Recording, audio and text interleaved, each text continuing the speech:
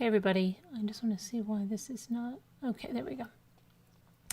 Okay, so as if you were here last night, the entire case against Barry Morphew has been made public. And so we're going to start going through these over 400 pages of documents. So the first ones that we're going to go through here, let's pull these up. They're arranged in sections here. So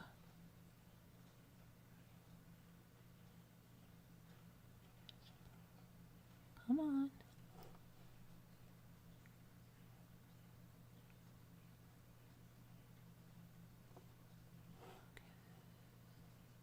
Okay. Really weird. Hold on. Okay.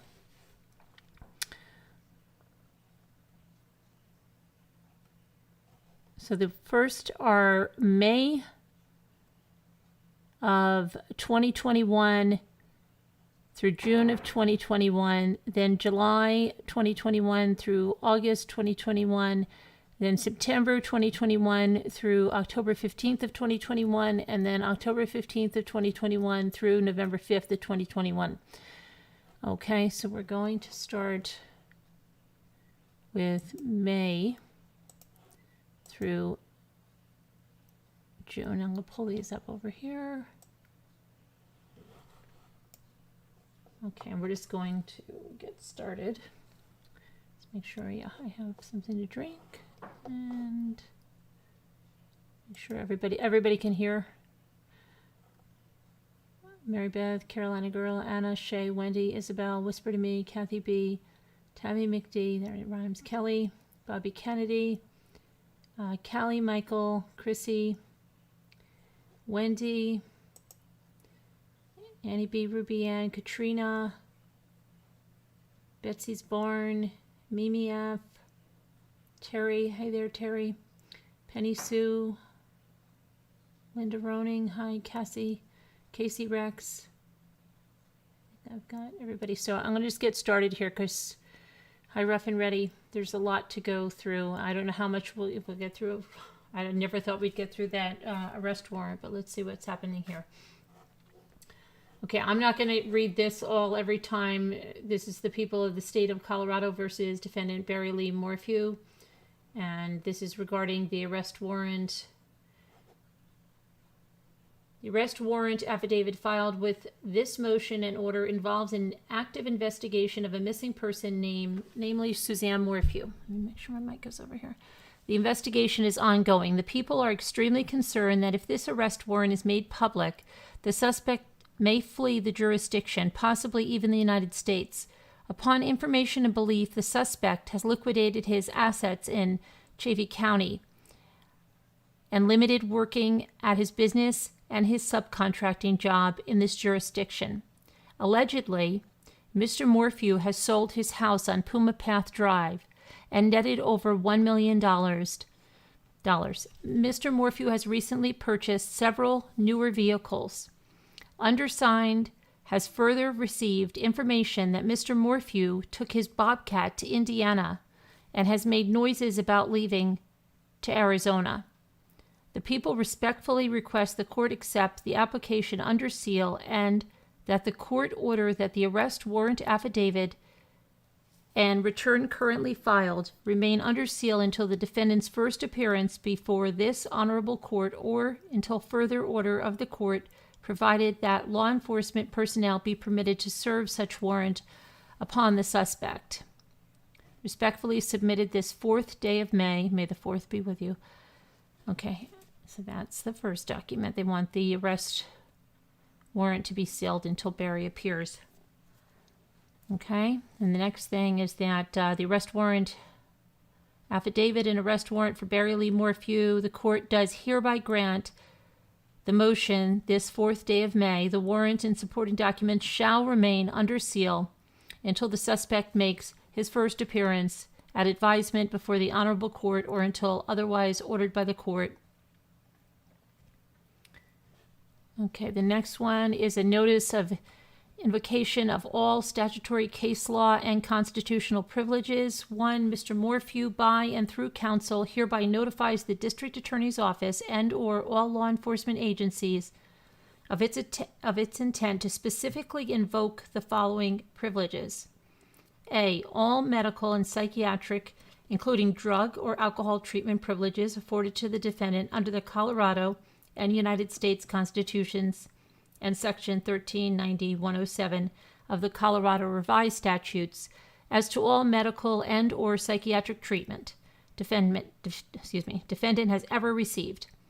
B, all privileges in school, military, probation, prison, social services, or any other records defendant has a confidentiality expectation through federal and state statutes and case law, administrative regulations or rules, or federal and state constitutional provisions, or the agency's own statements to defendant, either oral or written.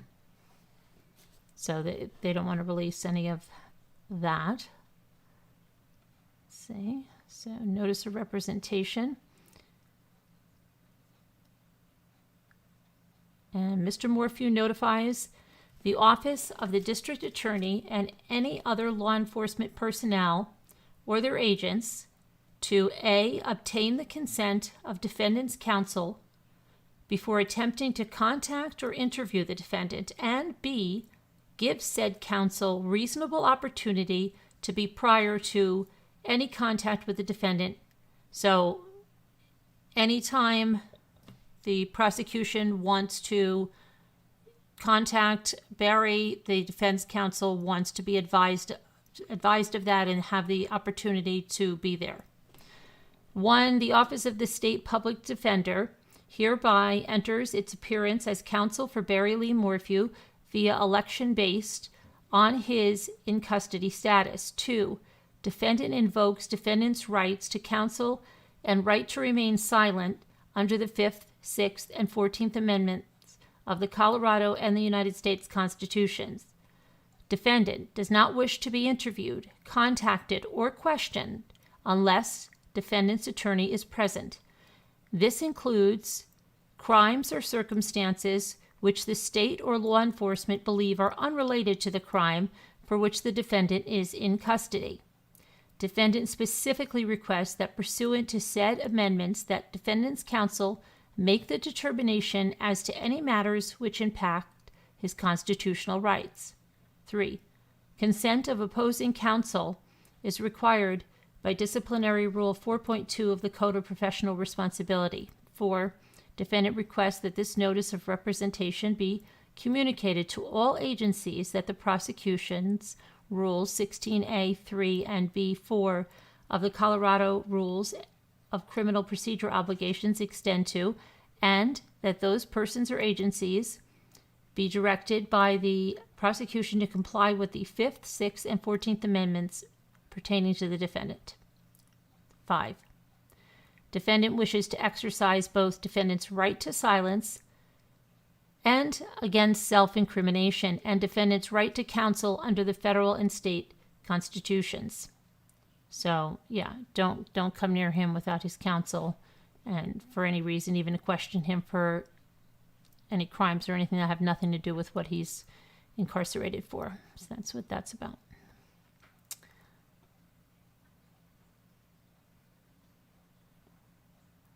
Okay, and these are all sent now from the attorney for Barry Morphew, Daniel Zett.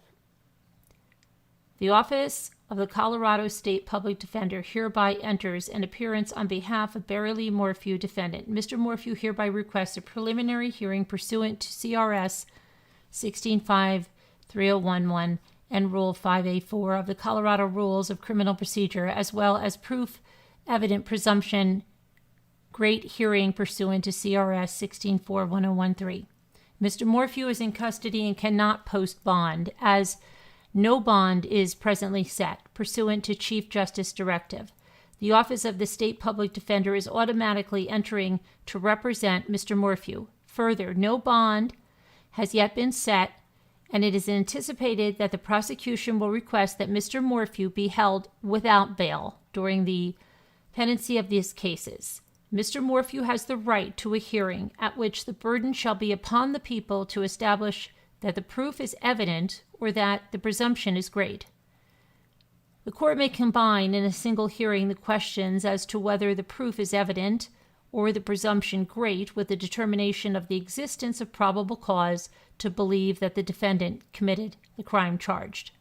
Mr. Morphew requests the court order the prosecuting attorney to provide all discovery critical to the issues at the proof evident presumption is great hearing no later than 30 days prior to the hearing and produce all discovery under CRP Rule 16 Part 1A 1, 4, and 6 as soon as practicable, no later than 21 days after Mr. Morphew's first appearance. And that was on May 5th. So this is the motion for courts to order the release of all search warrants, affidavits, and property inventories. It's the next one. Barry Morphew, through counsel, respectfully requests this court order the clerk of courts for Chavey County to provide access to counsel via e-filing and copies upon request of all arrest warrants, search warrants, associated affidavits, and property inventories. And so that Mr. Morphew can receive effective counsel, assistance of counsel, counsel requests these documents remain sealed to non-parties and that the parties are not to disseminate the materials to any parties not directly involved in the investigation, litigation, or defense of the case, absent further order of the court. May 5th. Next one is the objection to all requests for expanded media coverage at any and all hearings. Barry Morphew, through counsel, objects to any and all requests for expanded media coverage. In support of this motion, Mr. Morphew states the following. 1. Mr. Morphew anticipates that multiple media agencies will file requests for expanded media coverage. 2. Mr. Morphew has been arrested for first-degree murder. 3. Mr. Morphew objects to any and all requests for expanded media coverage for the following reasons. A. There is a reasonable likelihood that expanded media coverage would interfere with the rights of the parties, Mr. Morphew in particular, and his right to a fair trial. B. The request would detract from the solemnity, decorum, and dignity of the court. C. Expanded media coverage would create adverse effects that are greater than those caused by traditional media coverage. Okay. This is the motion for preservation of physical evidence. Mr. Morphew, by and through his counsel, respectfully requests this court order the office of the district attorney to preserve all physical evidence collected in this case.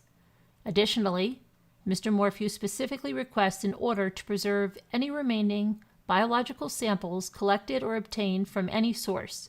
Further, Mr. Morphew requests notice and a hearing prior to the testing of any physical evidence if consumptive to degree-independent testing by the defense would not be possible, or prior to release of such evidence. I'm looking at what Amy's listed there.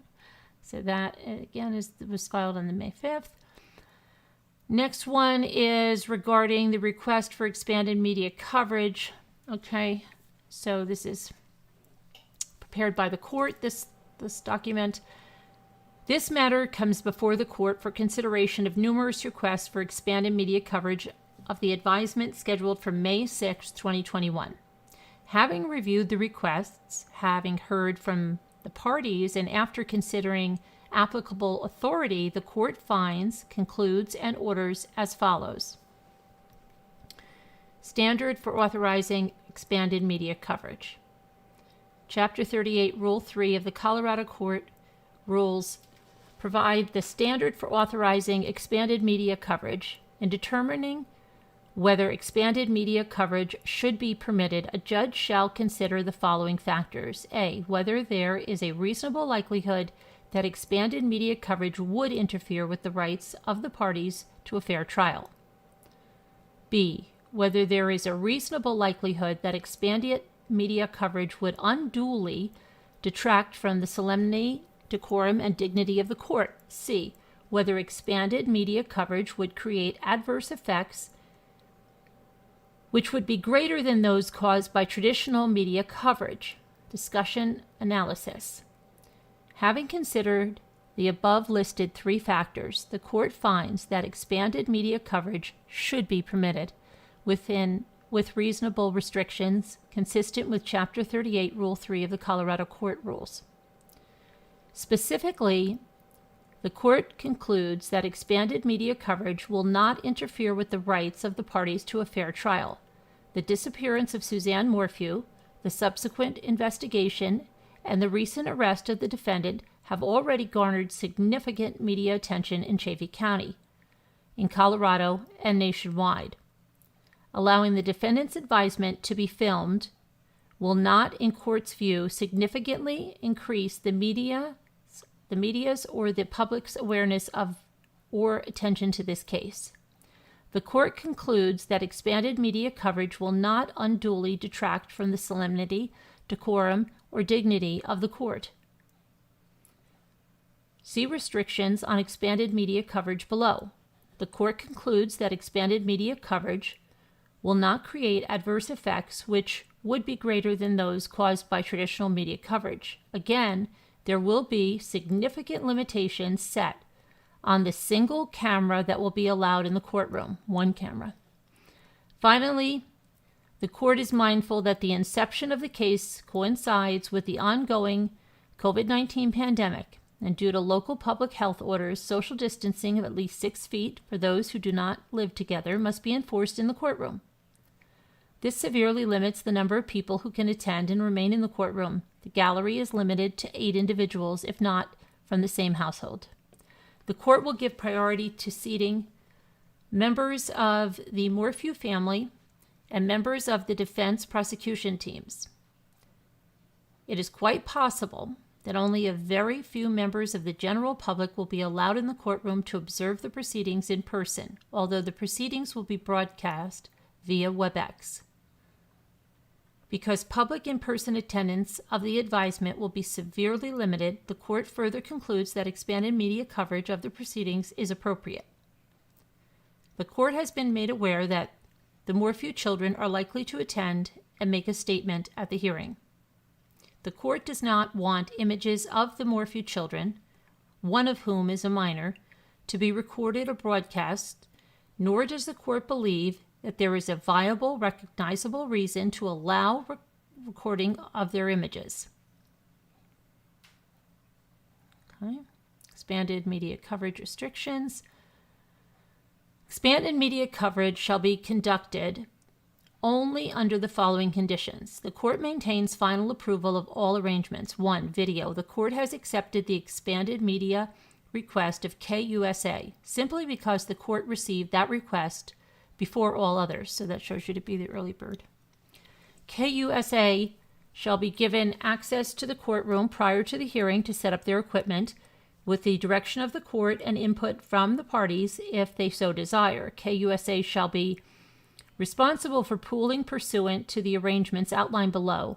There shall be only 1 camera in the courtroom. Only 1 person shall be permitted to operate the camera.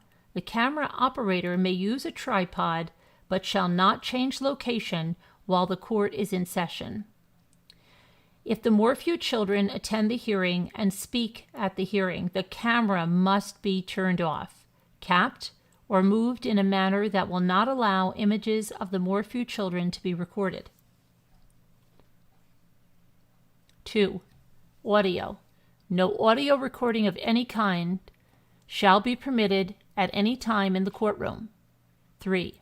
Still cameras. No still cameras will be allowed in the courtroom. 4. Lighting. No movie lights, flash attachments, or sudden lighting changes shall be permitted. No modification or addition of lighting equipment shall be allowed.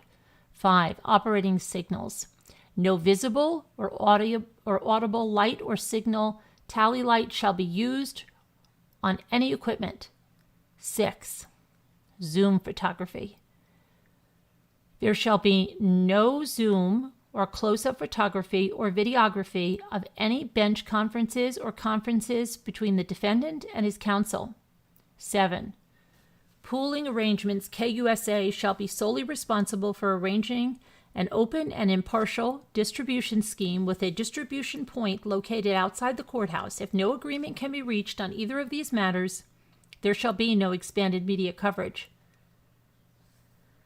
Neither judges nor other court personnel shall be called upon to resolve any disputes concerning pooling arrangements. 8. Conduct of KUSA representative.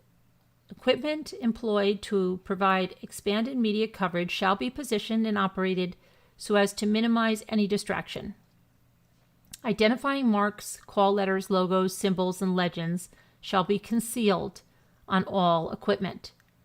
Persons operating such equipment shall not wear clothing bearing any identifying information. No equipment used to provide expanded media coverage shall be placed in or removed from the courtroom while court is in session. No film, videotape, or lens shall be changed within the courtroom while court is in session. Members of the media may utilize personal digital assistants, PDAs, laptops, tablets, and notebooks in the courtroom with wireless capabilities as long as it creates no disruption during the course of the proceeding.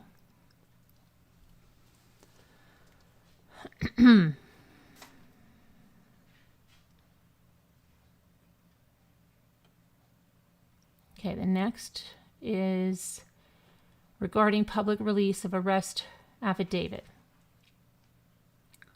The arrest affidavit in this case remains sealed. And this is May 6th that we're talking about. Under the order of the court, during discussions between the court and counsel prior to today's advisement, it was agreed that the affidavit would be released to defense counsel immediately, and this has since occurred. Anticipation requests from the media and the public to unseal and release the affidavit, the court requested that each side give their position on the issue. The prosecution did not object to unsealing the affidavit. Defense counsel requested time to read and review the affidavit before stating their position. This was a reasonable request considering the length of the affidavit. Yeah, we know the length of the affidavit. Therefore, the court gave defense counsel 7 days from today to note their position regarding unsealing the affidavit. If defense counsel objects, the matter will be set for a hearing as soon as practicable.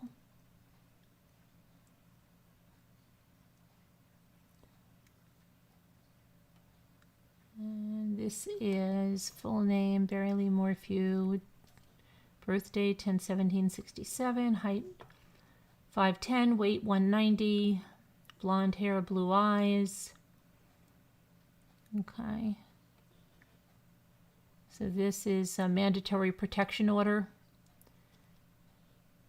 So defendant Barry Morphew shall not harass, molest, intimidate, retaliate against, or tamper with any witness to or victim of the acts you are charged with committing. Further ordered that civil contact is allowed. This order remains in effect until final disposition or further order of the court, 5/6/2021.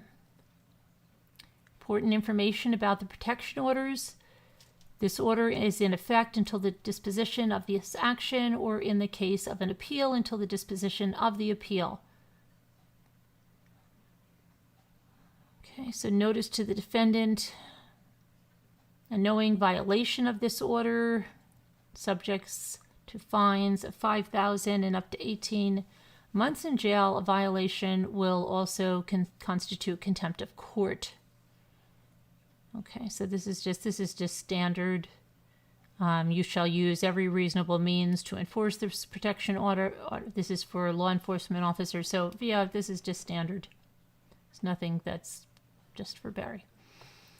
Okay, the next thing is regarding the entry of appearance, notice of election, and request for proof evident presumption Great Hearing D1, the court has previously appointed the Colorado State Public Defender to represent Mr. Morphew. The court hereby orders the prosecuting attorney to provide all discovery pursuant to Rule 16 of the Colorado Rules of Criminal Procedure.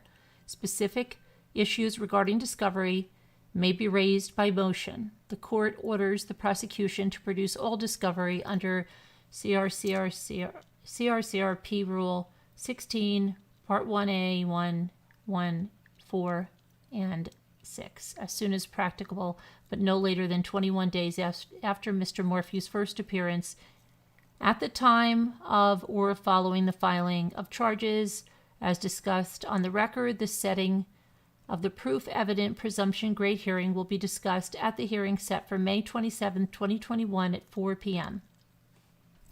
And that's Patrick W. Murphy, Chief Judge. Okay, this is filed on May 12th, the next one, and it's the motion to limit public access to arrest warrant affidavit. Barry Morphew through counsel hereby moves to limit public access to the arrest warrant affidavit filed on May 5th, 2021, and moves for an order for the parties to file all factual averments in motions as suppressed filings available only to the parties or with all factual averments redacted. As grounds, therefore, it is stated as followed. Introduction. On May 5th, 2021, District Attorney Linda Stanley filed a 129-page affidavit for arrest warrant authorized by Alex Walker, Chief Investigator for the 11th Judicial District, Office of the District Attorney. 2. On May 5, 2021, the court, based on the motion to seal filed by the prosecution, ordered the affidavit for arrest warrant sealed until Mr. Morphew's first appearance at Advisement. 3. On May 6, 2021, at Mr. Morphew's first appearance, the court ordered the affidavit for arrest and arrest warrant remain sealed to the public and granted the parties 7 days to file motions requesting they remain sealed. 4. This pleading requests the affidavit for arrest and arrest warrant remain sealed and access to the public denied until, at a minimum, the proof evident presumption great hearing, and that all factual averments in pleading be sealed or redacted based on substantial interest of the alleged victims, the substantial interest of Mr. Morphew, the substantial interest of fair and impartial justice, and the substantial interest of the community. 5. Colorado RCrimP 55.1 adopted December 17, 2020, effective May 10, 2021, authorizes the court to limit public access in certain enumerated situations. Okay, and that also states that a party may file a motion requesting that the court limit public access to a court record previously filed, addresses motions not previously filed but is subsequently similar to Part A2, and then also states an opposing party wishing to object to a motion must file a response within 14 days after service of the motion unless otherwise directed by the court, and goes on to state that a motion to limit public access shall identify the court record or any part of the court record the moving party wishes to make inaccessible to the public, states the reasons for the request, and specify how long the information identified should remain inaccessible to the public. It also requires the court, when granting a request to seal, to issue a written order in which it specifically identifies one or more substantial interests served by making the court record inaccessible in the public to the public or by allowing only a redacted copy of it to be accessible to the public. Finds that no less restrictive means other than making the record inaccessible to the public or allowing only a redacted copy of it to be accessible to the public exists to achieve or protect any substantial interest identified, and concludes that any substantial interests identified override the presumptive public access to the court record or to an unredacted copy of it. 10. The rule, certain procedural safeguards and requirements essentially requires that all pleadings by all parties regarding limiting public access must be filed as suppressed filings, which themselves will not be subject to public access. The rule states, upon receiving the motion, the clerk shall make the subject court record inaccessible to the public pending the court's resolution of the motion, except that if a party seeks to make inaccessible to the public only parts of the subject court record, then that party must also submit a redacted version of the court record with the motion, and the clerk shall make the redacted version of the court record accessible to the public without undue delay.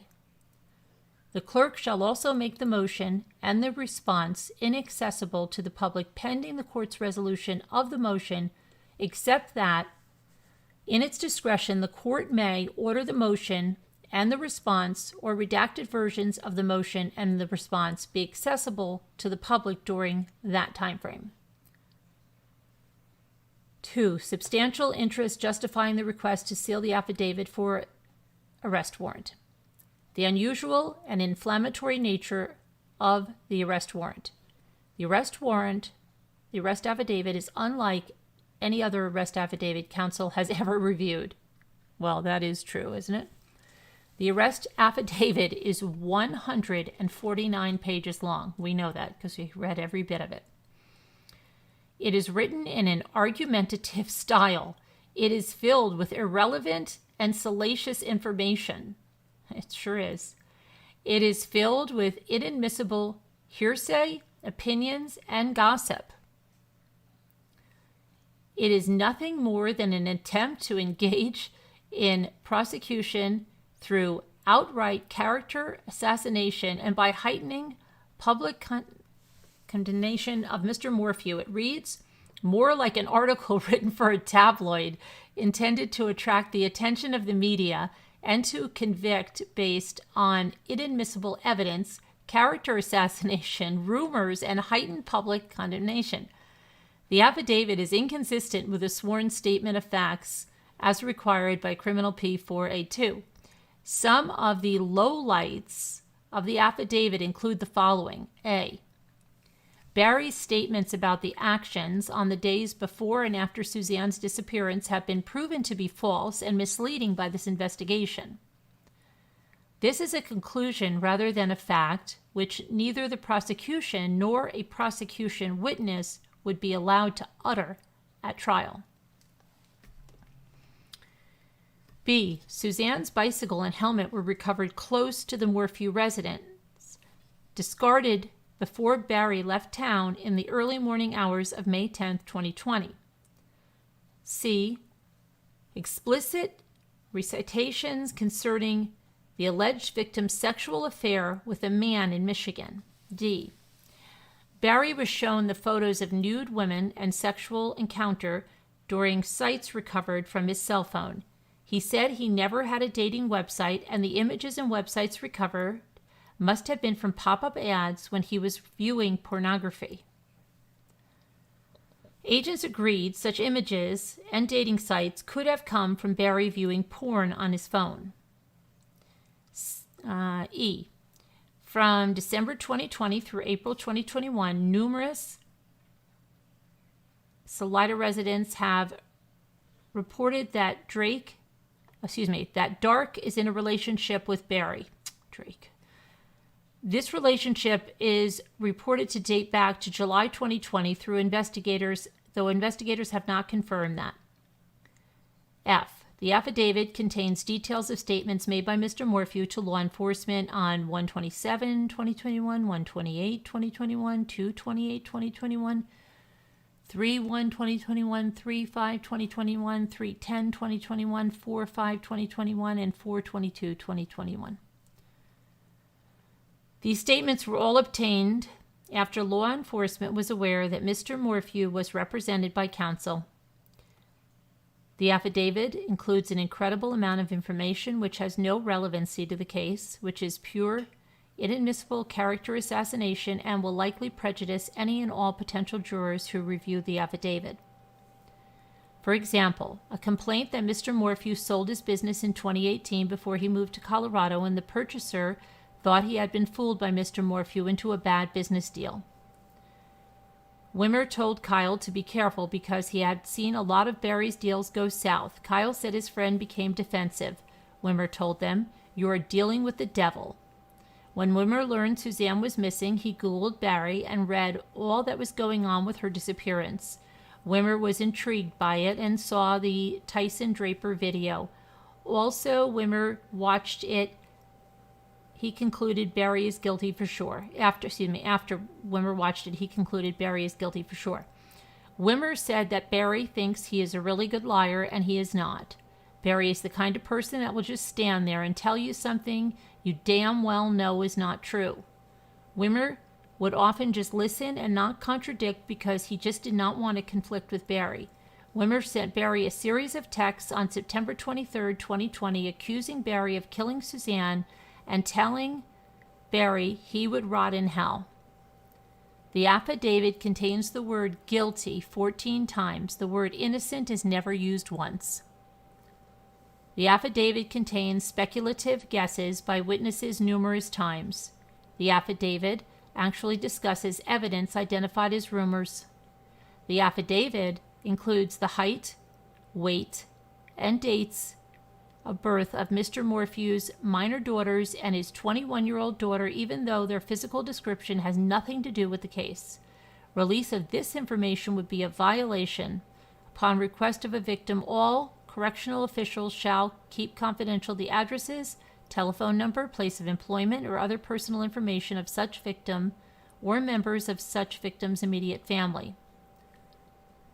Barry was asked to voluntarily submit to a polygraph examination, which he declined and said he would think about, saying he didn't want to do anything that wasn't 100% accurate. He also said they weren't admissible in court. This was included in the affidavit, which was reviewed by the district attorney's office despite such evidence being inadmissible in court. Okay, that statute prohibits introduction in a criminal trial of evidence of an accused refusal to submit to a lie detector test. M alleges that on January 7th, 2020, Barry's phone searched how to make a girl orgasm YouTube. N alleges that January 24th, 2020, Barry's phone searched for third base, my first hand job, Dear Teen Diary, 9th grade, entry 14, YouTube, inadmissible under CRE 401, 402, 403. Whether Mr. and Mrs. Morphew would have orgasms every time they had sexual intercourse, inadmissible under CRE 401, 402, and 403. P. S.A. Grusing, Special Agent Grusing, said that in doing the victimology work on Suzanne, investigators know that was not the only time she came at Barry, and that when Suzanne got frustrated, she would physically come at Barry. Inadmissible under CRE 702. Okay, B, protect the alleged victims, and that's redacted. This is redacted. The nature of this case, the disappearance of their mother, this is obviously pertaining to his daughters, and the arrest of their father has resulted in extreme emotional distress. Both, and those are his daughters, oppose the release of the affidavit, noting that the impact would be devastating and that they can't even begin to explain the extent of the emotional impact release of the affidavit would have. Sealing the affidavit will protect and honor the daughters, consistent with the legislative and voter intent behind the Victims' Rights Act. Therefore, it is the intent of this Part 3, therefore, to assure that all victims of and witnesses to crimes are honored and protected by law enforcement agencies, prosecutors, and judges. 16. Given the outrageous, salacious, and tabloid style of the affidavit, its release would violate Barry's daughters' rights to be treated with fairness, respect, and dignity, and to be free from intimidation, harassment, or abuse throughout the criminal justice process. C. The affidavit, if released, would impede the ongoing investigations of the defense. 17. Mr. Morphew is entitled to effective assistance of counsel, which includes the duty of the counsel to investigate the matter in search of mitigation, and exculpatory evidence. 18. As of the filing of this motion, the defense has not had an opportunity to engage in any meaningful investigations. Therefore, furthermore, the defense has not yet received mandatory disclosures under CR Crim P16. The defense investigation is ongoing, and release of the affidavit prior to defense investigation is likely to negatively impact the investigation. First, because of the tabloid-style nature of the affidavit, it is likely to bias any potential witnesses prior to defense interviews, resulting in a refusal to cooperate, or even worse, an attempt to fabricate evidence or statements based on the review of the affidavit. 19. The prosecution cited an ongoing investigation as a basis for sealing the affidavit in their motion. That was filed May 5th, 2021. The prosecution has had almost a year to investigate the matter while keeping the evidence sealed. Mr. Morphew is asking for the same opportunity as a matter of due process and basic fairness. D. The affidavit, if released by the court, unopposed by the district attorney, is a potential violation of Colorado R. Special responsibilities of a prosecutor. 20. The affidavit was signed by Alex Walker, Chief Investigator for District Attorney Linda Stanley, the District Attorney for the 11th Judicial District. Mr. Walker affirms that the affidavit was reviewed by District Attorney Linda Stanley and Senior Deputy District Attorney Jeff Lindsley prior to filing with the court. 21. The special responsibilities of a prosecutor states, except for statements that are necessary to inform the public of the nature and extent of the prosecutor's action and that serve a legitimate law enforcement purpose, refrain from making extrajudicial comments that have a substantial likelihood of heightening public condemnation of the accused unless such comments are permitted under Rule 3.6b or 3.6c, and exercise reasonable care to prevent investigators, law enforcement personnel, employees, or other persons assisting or associated with the prosecutor in a criminal case from making an extrajudicial statement that the prosecutor would be prohibited from making under Rule 3.6 or this rule. 22. The inflammatory, salacious, and inadmissible nature of the statements in the affidavit as approved and endorsed by District Attorney Linda Stanley would potentially constitute a violation of Colorado R. Prof. Con 3.8 special responsibilities of a prosecutor. As such, the prosecution should also be asking the court not to release the affidavit to the public.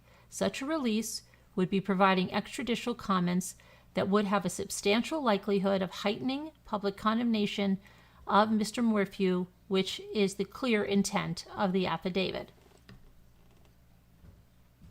Okay, E. Preserve the right to a fair trial by impartial jurors. 23.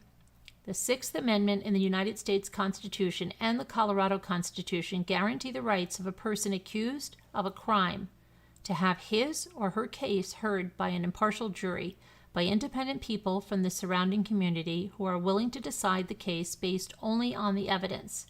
24. The affidavit is argumentative and salacious. It is filled with gossip, rumors, and information that will be inadmissible at trial. 25. The release of the affidavit will create, consistent with its intended prosecutorial purpose, significant condemnation and bias in the local community and across the state of Colorado. Potential jurors will be flooded with biases and inflammatory information that will not be admissible at trial. Bells that cannot be unrung. Release of the affidavit will negatively impact Mr. Morphew's right to an impartial jury and fair trial by independent people from the surrounding community who are willing to decide the case based only on the evidence. Future pleadings. 26. As this case could reoccur if pleadings in the future simply restate the following inflammatory facts stated in the affidavit, the defense moves for further orders. 27. The defense requests that all motions which contain non-publicly known factual information either be filed as suppressed motions or be filed as a public pleading with a suppressed statement supplement setting forth the non-publicly known facts. 28. The defense requests that suppressed motions be kept as non-public pleadings until defense investigations are complete, until after the proof evident presumption great hearing, or until a verdict is reached in the case. Conclusion. Mr. Morphew has specifically identified more than one substantial interest served by making the court record inaccessible until either proof evident presumption, great hearing, or until a verdict is reached. 1. The unusual and inflammatory nature of the arrest affidavit to protect the alleged victims, and those are Barry's daughters, to allow the ongoing defense investigation to conclude unimpeded. 2. Prevent a potential violation of the Colorado R Professional Conduct 3.8 F, and 5. To preserve Mr. Morphew's right to a fair trial by impartial jurors from the surrounding community. 30. Given the nature of the affidavit, no less restrictive means would achieve or protect any substantial interests identified. 31. The nature and extent of the substantial interests identified override the presumptive public access to the court record or to the unredacted copy of it, especially if public access is only limited concerning the affidavit and until the proof evident presumption great hearing and defense investigation can be completed. Respectfully submitted, Megan A. Ring, Colorado State Public Defender, and that again, May 12th, 2021. Okay, and then this here now is the order regarding defense motion to limit public access to court records already filed. The defense has filed a motion to limit access to a court record already filed pursuant to CRCP Rule 5512. The motion was filed Thursday, May 13th, 2021. By rule, a party in opposition to the defense's motion has 14 days to file a response to the motion. Also pursuant to rule, upon receiving the motion, the clerk shall make the subject court record inaccessible to the public pending the court's resolution of the motion. The motion and any response shall also be inaccessible to the public pending the court resolution of the motion. The court makes this decision because the motion itself contains significant information that the motion argues should not be accessible to the public. Therefore, it is ordered that any party in opposition to the motion has until Thursday, May 27, 2021, to file a response to the motion. Until the court resolves the motion, the arrest affidavit, the motion, and any response to the motion are to remain inaccessible to the public, dated May 14th, Patrick W. Murphy, Chief Judge, 11th Judicial District. Okay, next one. Something that was filed May 17th, 2021 at 5:39 p.m. This is the motion for preservation and production of evidence, D13. And Mr. Barry Lee Morphew, by and through undersigned counsel, requests that prosecutors and law enforcement agencies involved in the investigation or prosecution of this case preserve and produce the following evidentiary items pursuant to CRCP 16 and the legal grounds as stated in the filed discovery demand D9 incorporated herein. 1. Any recordings of radio, telephone, or other communications between law enforcement officers and any other persons pertaining to this case. 2. Emails and text messages between law enforcement officers and all individuals, including prosecutors, contacted and pertaining to this case. 3. All photographs, video media, surveillance tapes, 911 calls, police dispatch tapes, all police reports, oral and written witness statements, including the statements, opinions, and reports of law enforcement officials, consultants, and experts contacted by the prosecution. The defendant objects to the destruction, release, alteration, or testing of any evidence observed, collected, or held in connection with this case by the district attorney or law enforcement or their agents. The defendant objects to the destruction, release, alteration, or deletion of written correspondence between law enforcement officers and all individuals, including prosecutors, pertaining to this case, and between prosecutors and their consultants and experts that pertain to this case. Respectfully submitted the 17th day of May, 2021. Agent Nielsen, okay, that's his attorney. So the next one is a motion for preliminary hearing and proof evident presumption, great hearing, D12. This was filed May 17th, 2021 at 5:39 p.m. Mr. Barry Lee Morphew, by and through undersigned counsel, hereby moves for a preliminary hearing pursuant to Rule 5 of the Colorado Rules of Criminal Procedure and CRS 165301 and 181404. Further, Mr. Morphew requests a proof evident presumption great hearing pursuant to CRS 164101-1A. Respectfully submitted the 17th day of May, 2021. Nielsen LLC. Certificate of service.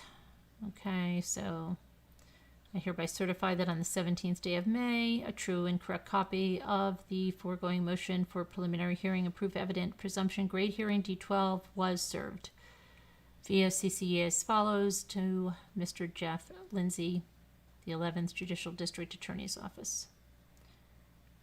Next one filed May 17, 2021, 5:39 p.m. Notice of invocation of all statutory and constitutional rights and privileges and revocation of any and all previously given waivers of privileges, D11. Defendant Barry Lee Morphew, by and through undersigned counsel, hereby notifies the District Attorney's Office and or all law enforcement agencies of the following: invocation of statutory and constitutional privileges. 1. First, defendant invokes the following privileges: all privileges granted under CRS 1390-107. B. All medical and psychiatric, including but not limited to drug and alcohol treatment, mental health treatment, domestic violence and or anger management treatment, privileges afforded to defendant under the Colorado and United States Constitutions and CRS 1390-107 as to all medical and or psychiatric treatment defendant has ever received. And C, all privileges in school, employment, military, probation, prison, parole, social services, educational, or any other records defendant has a confidentiality expectation through federal and state statutes and case law, administrative regulations and rules, or federal and state constitutional provisions, or the agency's own statements to the defendant, either oral or written. 2.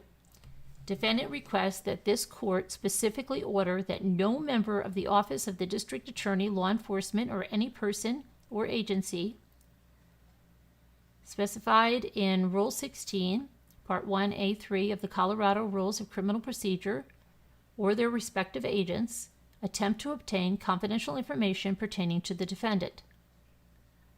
3. Defendant does not authorize any person to waive said privileges on defendant's behalf. 4.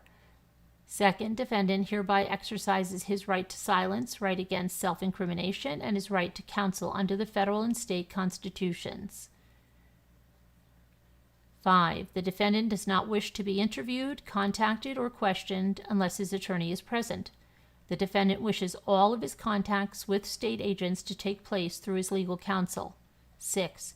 Defendant further moves this court to enter a prophylactic order requiring the Office of the District Attorney, any other law enforcement persons, and their agents to A. Get the consent of defendant's counsel before attempting to contact or interview the defendant, and B.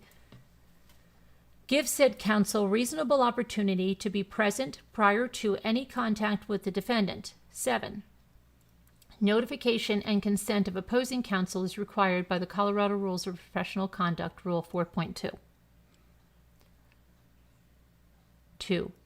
Revocation of any and all previously given waivers. Additionally, counsel for defendant hereby notifies the court and prosecution that defendant, as of today's date, revokes any and all previously stated or signed purported waivers of confidentiality and or privilege, including but not limited to medical, psychological, custodial, marital, religious, educational, and or job-related waivers.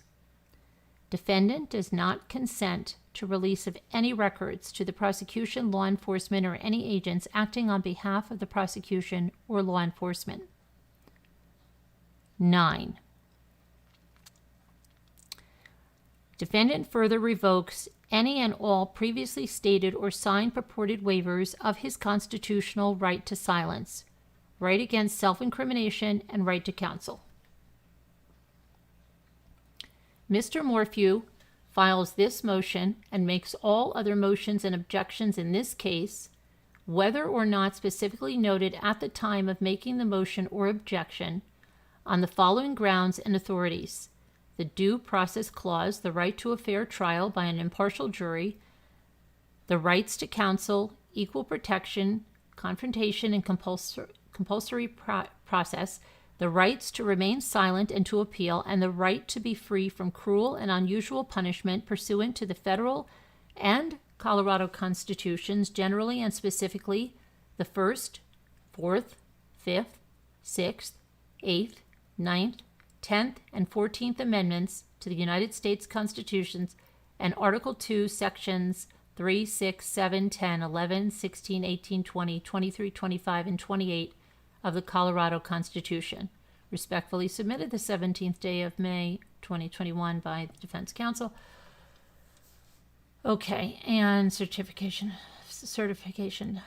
of service, we don't need to go through that. Okay, the next one, again filed by Defense Counsel, filed May 17, 2021, is Discovery Demand D10. The defendant, Barry Morphew, by and through undersigned counsel, hereby requests and demands that his fundamental right to full discovery is protected pursuant to his statutory and Colorado and federal constitutional right to a reliable and fair trial.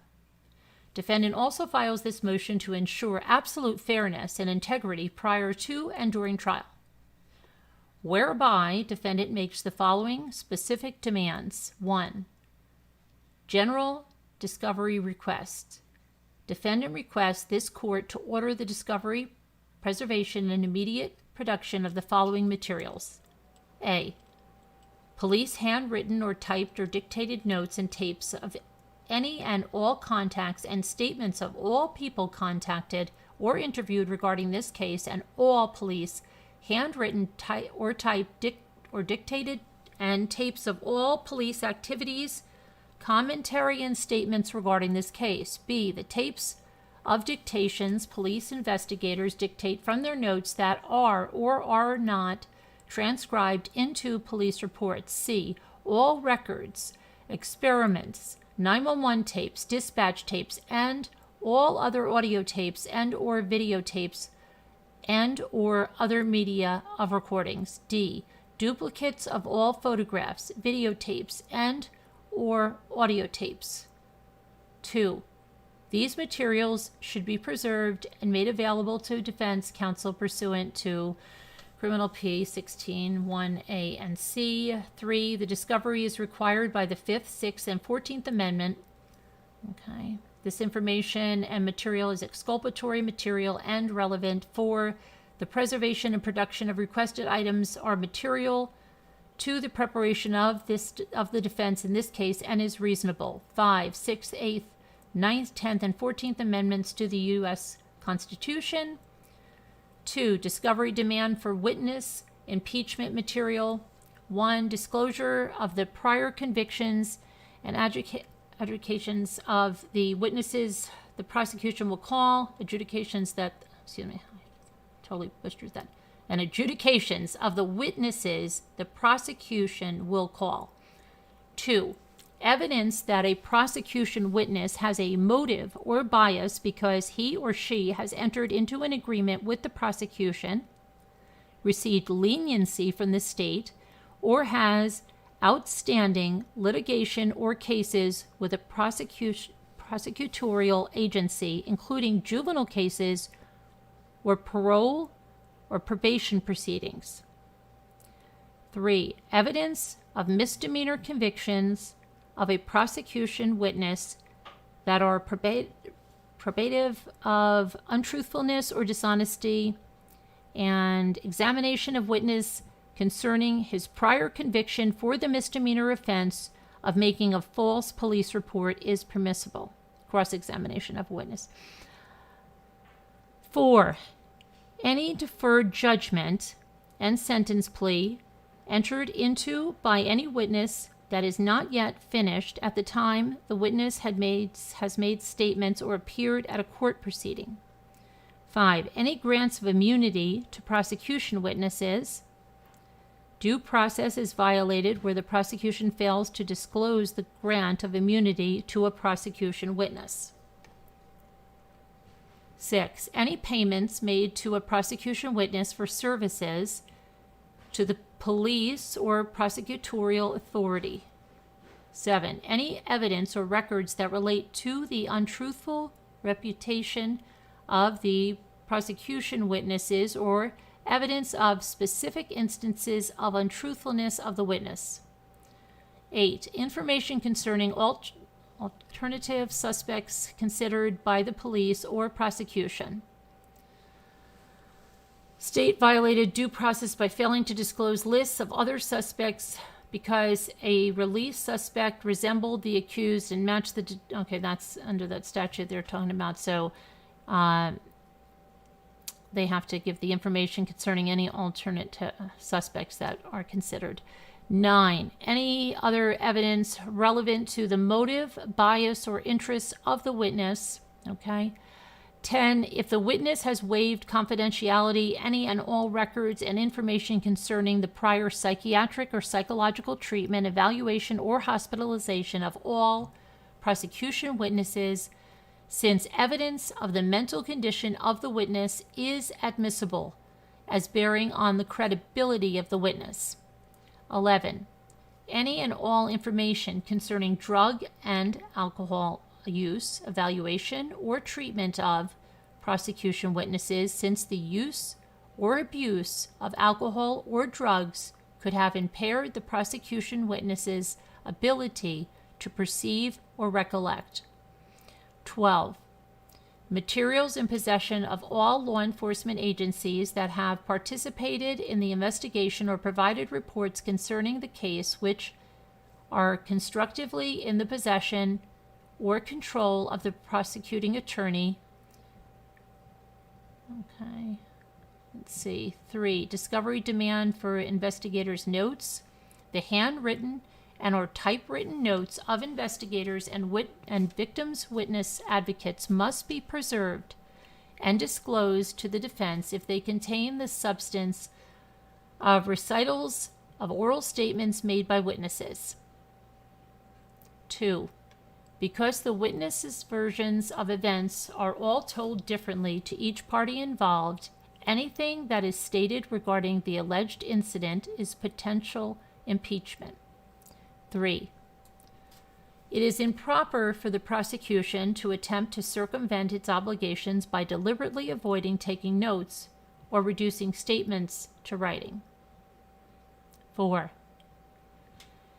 In fact, the defense moves for the court to order that any and all future discussions or interviews with witnesses in this case about the events of this case be tape recorded by law enforcement or by the agent of the prosecution. The defense will purchase a handheld tape recorder for the prosecution to make certain that resources are not an issue and that all interviews are taped for future accuracy and verification. 4. Defendant moves for compliance with Rule 16 timelines, including expert disclosures. 1. Defendant demands and moves for compliance, including but not limited to the maximum time limits for production of discovery under Part 1B. Defendant demands and requests duplicates of all duplicatable materials. 2. This request includes disclosure of the expert witnesses the prosecution intends to call at trial, as well as the written reports, opinions, and results of testing, any notes taken by experts before and after the experts' resumes, curriculum vitae, history of testimony, opinions or summary of opinions, lists of published articles, lists of lectures, training attended, and certifications. 5. Pursuant to Criminal P-16 and the due process clauses of the United States and Colorado Constitutions, defendant requests disclosure of all records and logs and receipts pertaining to the storage and movement of physical evidence. Defendant demands, 6. Demand for in-person testimony. 1. Defendant demands pursuant to CRS 16.309.5 and the due process rights to counsel, confrontation, and compulsory process clauses of the federal and Colorado constitutions that all criminalistics and laboratory personnel, employees, and technicians testify in person as to the results of any laboratory procedures used in obtaining evidence presented in any court proceedings, including but not limited to hearings on motions, trial, and sentencing. Okay. 7. Demand for list of exhibits and evidence prosecution intends to admit at trial.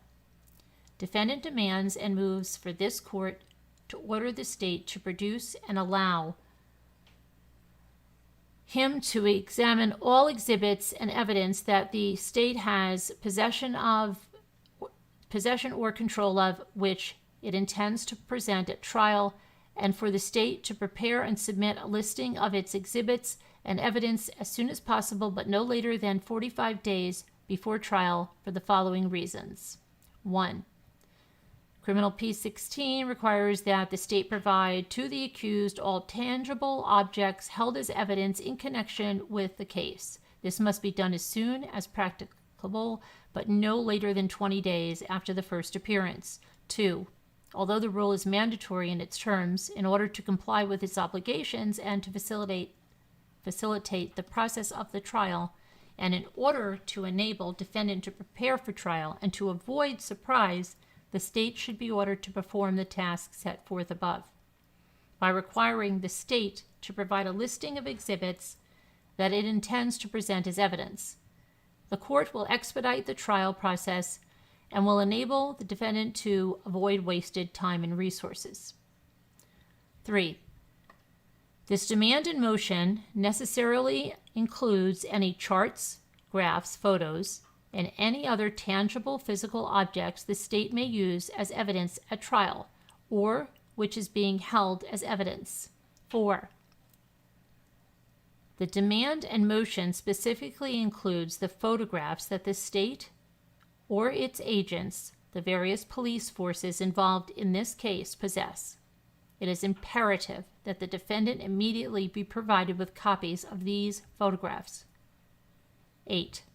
Defendant moves for compliance with Rule 16 timelines, including expert disclosures. 1. Defendant demands and moves for compliance, including but not limited to the maximum time limits for production of discovery under Part 1B. Defendant demands and requests duplicates of all duplicatable materials. 2. This request includes disclosures of the expert witnesses the prosecution intends to call at trial, as well as the written reports, opinions, and results of testing, any notes taken by the expert before and after the testing, the expert resumes, CVs, history of testimony, opinions or summary of opinions, list of published articles, lists of lectures, training attended, and certifications. 9. Legal support for immediate production of the requested discovery. 1. The prosecution has a duty to provide discovery of any material that may be meaningful to the defense, regardless of whether it is exculpatory or will relate to testimony the prosecution intends to present at trial. 2. Imposes the duty that must be automatically performed by the prosecution in a timely manner without a request from the defense. 3. The duty is continuing, and the prosecution shall disclose additional information as it is discovered.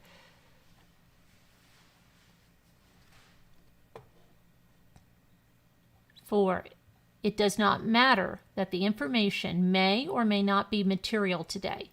What matters is that the information will be material to the outcome of the trial.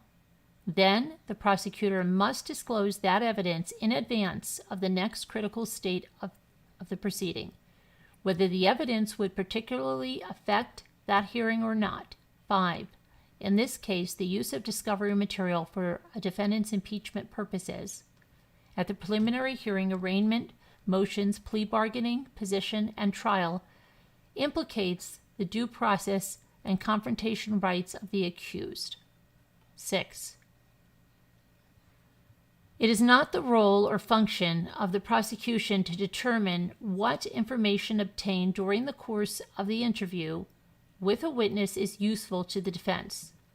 That responsibility is left to the defense and the court. 7. If the prosecution refuses to provide the defendant with material evidence, which is favorable to the accused and relates to either the guilt or punishment of the accused, the prosecutor violates his or her ethical duty and due process is denied. 10. Revocation of all releases and waivers and assertion of all rights and privileges. Defendant hereby revokes and rescinds all releases, waivers, and authorizations for the release of information which he may have heretofore made, and he hereby asserts all of his rights and privileges under Colorado's privilege right rules, statutes, principles, including but not limited to CRS 1390-107, and the due process rights to counsel, confrontation, rights to remain silent, privilege against self-incrimination, compulsory process, ex post facto trial by jury, equal protection right to appeal, and cruel and unusual punishment clauses of the federal and Colorado constitutions, and Article 2, 3, 6, 7, 10, 11, 16, 18, 20, 23, 25, and 28 of the Colorado Constitution, and Article 1, 9, and the 1st, 4th, 5th. Wherefore, defendant makes all of these motions and all other motions and objections during all proceedings in this case, whether or not explicitly stated at the time of the making of the motion or objection under the due process right to counsel, confrontation, right to remain silent, privilege against self-incrimination, compulsory process, ex post facto trial by jury, equal protection right to appeal, and cruel and unusual punishment clauses of the federal and Colorado constitutions, and Article 2, 3, 6, 7, 10, 11, 16, 18, 20, 23, 25, and 28 of the Colorado Constitution, and Article 1, 9 in the 1st, 4th, 5th, 6th, 8th, 9th, 10th, and 14th Amendments to the United States Constitution. All authorities and citations noted apply to and support all requests for relief herein. Respectfully submitted the 17th day of May, 2021 by the Defense Counsel. Okay, this is also May 17th, 2021 by Defense Counsel. The undersigned attorneys move, this is a substitution of counsel, D9. The undersigned attorneys move this court for an order allowing entry of appearance of Eitan Nielsen, LLC, Iris Eitan, and Drew Nielsen as counsel of record for the defendant in the above captioned matter, and the withdrawal of Daniel Zettler and the Colorado State Public Defender's Office. Okay, so that's the change of counsel for him. I hereby certify the 17th day of May, 2021, a true and correct copy of the foregoing substitution of counsel D9 was served via CCE to the following. Okay, and that's the judicial. All right, now this is date filed May 18th, 2021, 2:37 p.m. Complaint and information. Charges. 5. Count 1, murder in the first degree, CRS 183102-1A, F1 01011. Count 2, tampering with a deceased human body. Count 3, tampering with physical evidence. Count 4, possession of a dangerous weapon. Count 5, attempt to influence a public servant. Linda Stanley, District Attorney for the 11th Judicial District of the State of Colorado, in the name and by the authority of the people of the State of Colorado, informs the court of the following offenses committed or triable in the County of Chaffee. Count 1, murder in the first degree. Between and including May 9th, 2020 and May 10th, 2020, Barry Lee Morphew unlawfully, feloniously, and after deliberation and with the intent to cause the death of a person other than himself, caused the death of Suzanne Renee Morphew in violation of Section 183102-1A CRS. Count 2, tampering with a deceased human body, F3.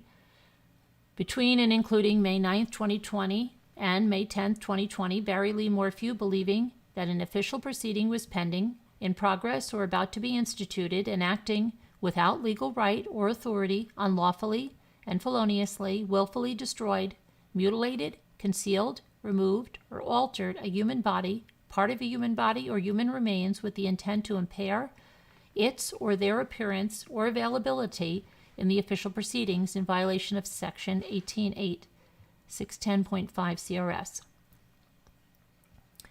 Count 3, tampering with physical evidence, F6.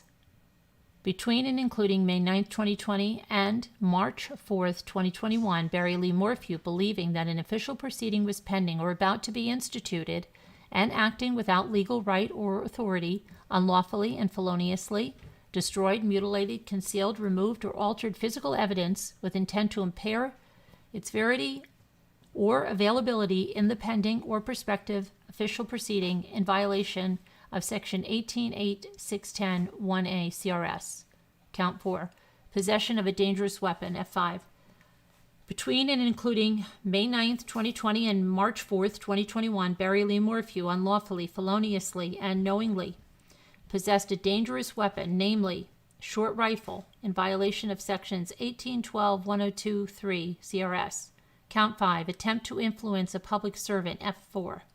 Between and including May 10th, 2020 and May 5th, 2021, Barry Lee Morphew unlawfully and feloniously attempted to influence Damon Brown, Lamine Moulinax, Robin Burgess, Alexander Walker, Joseph Cahill, Derek Graham, Kenneth Harris, and Jonathan Grusing, public servants, by means of deceit with the intent thereby to alter or affect the public servant's decision, vote, opinion, or action concerning a matter which was to be considered or performed by the public servant or the agency or body of which the public servant was a member, in violation of Section 18.8.306 CRS.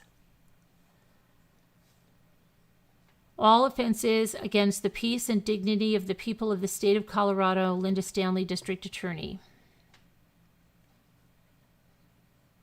Endorsed witness list. Notice of endorsement to be filed. Defendant information. Date of birth, 10/17/1967, race white, gender male, height 5'10", weight 175, hair blonde, eyes blue, birthplace Indiana, tattoos none, address 19057 Puma Path, Salida, Colorado 81201. Okay, arresting agency is the case information, Chaffee County Sheriff's Office. Date of arrest, May 5th, 2021. Amended complaint and information, domestic violence, charges 5, murder in the first degree, tampering with a deceased human body, tampering with physical evidence, possession of a dangerous weapon, attempt to influence a public servant. Linda Stanley, District Attorney for the 11th Judicial District, the State of Colorado. In the name and by the authority of the people of the State of Colorado, informs the court of the following offenses committed or triable in the County of Chaffee. Count 1, murder in the first degree, between and including May 9th, 2020 and May 10th, 2020. Barry Lee Morphew, unlawfully, feloniously, after deliberation and with the intent to cause the death of a person other than himself, caused the death of Suzanne Renee Morphew in violation of Section 18.3-1021A CRS. Count 2. Tampering with a deceased human body, F3. Between and including May 9th, 2020 and May 10th, 2020, Barry Lee Morphew, believing that an official proceeding was pending, in progress, or about to be instituted, and acting without legal right or authority, unlawfully and feloniously, willfully destroyed, mutilated, concealed, removed, or altered a human body, part of a human body, or human remains with the intent to impair its or their appearance or availability in the official proceedings in violation of Section 18.8.610.5 CRS.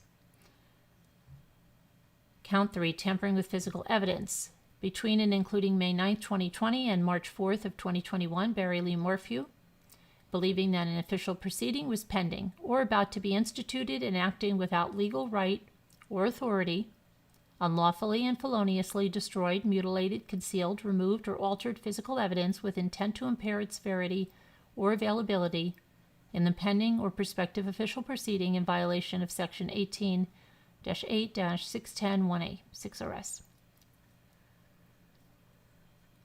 Count 4, possession of a dangerous weapon.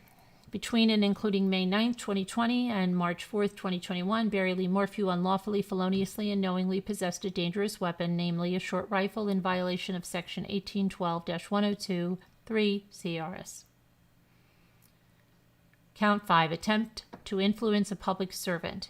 Between and including May 10th, 2020 and May 5th, 2021, Barry Lee Morphew unlawfully and feloniously attempted to influence Damon Brown, Lamine Mulinax, Robin Burgess, Alexandra Walker, Joseph Cahill, Derek Graham, Kenneth Harris, and Jonathan Grusing, public servants, by means of deceit, with the intent thereby to alter or affect the public servant's decision, vote, opinion, or action concerning a matter which was to be considered or performed by the public servant or the agency or body of which the public servant was a member, in violation of Section 18-8-306 CRS. All offenses against the peace and dignity of the people of the State of Colorado. Linda Stanley, District Attorney. May 18th, 2021.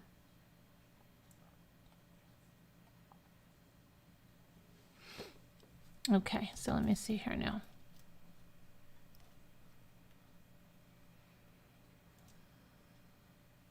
This May 18th, 2021, 4:07 p.m.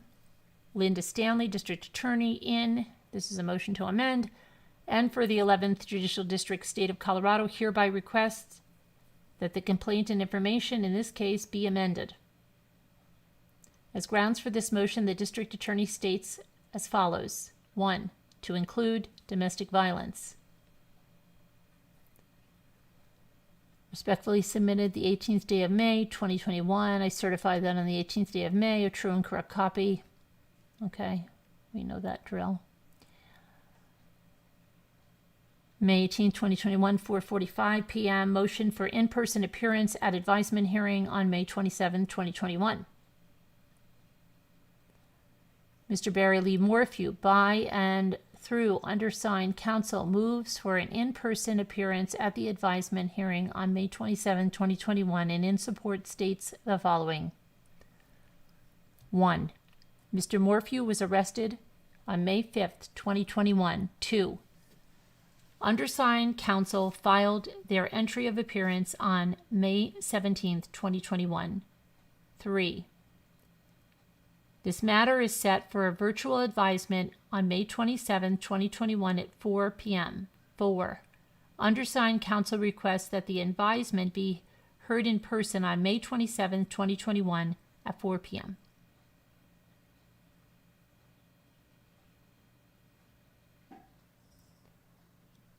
Wherefore, Mr. Morphew moves this court to order that the advisement hearing set on May 27, 2021 at 4 p.m. be an in-person hearing. Respectfully submitted the 18th day of May, 2021.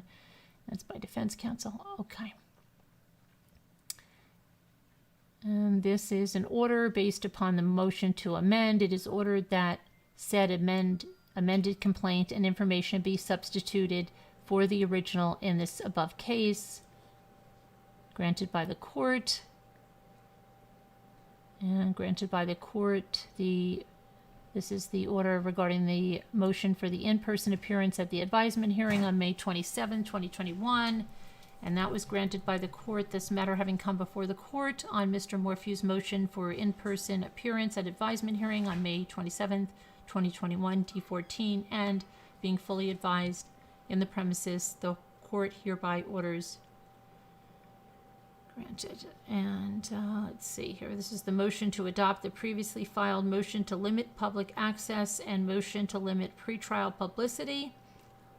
This date filed May 24th, 2021 at 10:01 a.m. Mr. Barry Morphew, by and through his new counsel, hereby adopts the motion to limit public access and motion to limit pretrial publicity, which was filed by his previous counsel. Respectfully submitted the 24th day of May, 2021 by the new defense counsel. Okay, and here's something regarding the order regarding the hearing on May 27, 2021 that was filed on May 24th, 2021 at 2:05 p.m. This case is currently set for a status hearing on Thursday, May 27, 2021 at 4 p.m. In reviewing the file, the court notes several unresolved motions, and these motions include a motion for the preservation and production of evidence, a motion for access to all arrest warrants, search warrants, affidavits, and inventories, and a motion to limit pretrial publicity. The court intends to address these motions at the May 27, 2021 hearing. And that's from Patrick W. Murphy, the district court judge. Okay, and the next one is filed in Combined Courts, May 24th, 2021, Chaffee County, Colorado. Order regarding the expanded media request and the recording broadcasting of the hearings. The court has continued to receive requests for expanded media coverage of the May 27, 2021 hearing. Pursuant to Chapter 38, Rule 3 of the Colorado Supreme Court rules, notwithstanding an authorization to conduct expanded media coverage of a proceeding, there shall be no expanded media coverage of pretrial hearings in criminal cases except advisements and arraignments. The hearing on May 27, 2021 is neither an advisement nor an arraignment. Therefore, any request for expanded media coverage of that hearing or any other pretrial hearing except the arraignment are summarily denied. This court, like many other courts throughout the state and country, has been conducting court hearings via video conference, WebEx, for the past year due to the pandemic. The court will continue to utilize video conferencing for this case until the public is allowed into the courthouse with no significant restrictions on capacity. The court believes that this is the most appropriate way to ensure that the proceedings are both public and safe. This puts the court in an unusual situation of being the entity that records and broadcasts the proceedings. The expanded media coverage request to rebroadcast the WebEx proceedings present the same issue as requests to expand media coverage within the courtroom. Regardless of the type of courtroom in which proceedings are held, the court must always balance several important and often competing rights. First and foremost, the rights of the defendant to a fair trial are the highest priority of the court. No right ranks higher than the right of the accused to a fair trial. The court must also take great care to grant public access to criminal proceedings and provide a forum for named victims or their representatives to be heard when relevant, informed, and present at all critical stages of the criminal justice process. The rights of the press to access a criminal proceeding are no greater than those of any other member of the public. Okay, as stated above, Chapter 38, Rule 3 of the Colorado Supreme Court rules provides the standard for authorizing expanded media coverage and explains the types of proceedings where expanded media coverage can be requested. Therefore, it is ordered that any recording or rebroadcast of virtual court proceedings, in this case, for any pretrial hearing other than the arraignment, is prohibited. Violation of the order may result in sanctions such as exclusion from future virtual proceedings and prosecution for contempt of court. Patrick W. Murphy, Chief Judge, 11th Judicial District. Okay, next. Date filed May 25th, 2021. People's response to motion for preservation of physical evidence. Come now, the people of the state of Colorado, by and through Linda Stanley, District Attorney for the 11th Judicial District, by and through her appointed Senior Deputy District Attorney Jeffrey D. Lindsay, hereby tenders their response for the above captioned motion. As this motion applies to CRS 16.3-309, the people will agree to those provisions that mimic the rule. Respectfully submitted, Linda Stanley. Okay, I certify, and then we don't need that. Certification of service, same thing. Date filed May 25th, 2021. People's response to motion to limit public access to arrest warrant affidavit filed May 5th, 2021. In motion to limit pretrial publicity, D7, D8, and D15, P15. Come now, the people of the state of Colorado, by and through Linda Stanley, District Attorney for the 11th Judicial District, by and through her appointed Senior Deputy District Attorney, Jeffrey D. Lindsay, hereby tenders their response to the above captioned motion D7. 1. Former defense counsel writes in his first allegation, on May 5th, 2021, District Attorney Linda Stanley filed 129-page affidavit for arrest warrant authored by Alex Walker, Chief Investigator for the 11th Judicial District, Office of the District Attorney. The statement is mostly true. However, the affidavit for arrest warrant, PC affidavit, was filed by Investigator Walker. 2. The people did request the sealing of the PC affidavit up and until Mr. Morphew was apprehended by authorities. 3. As the people stated in the advisement hearing on May 5th, 2021, the people deferred to the court as to the release of the PC affidavit. 4. Former defense counsel cites Colorado R. Criminal P.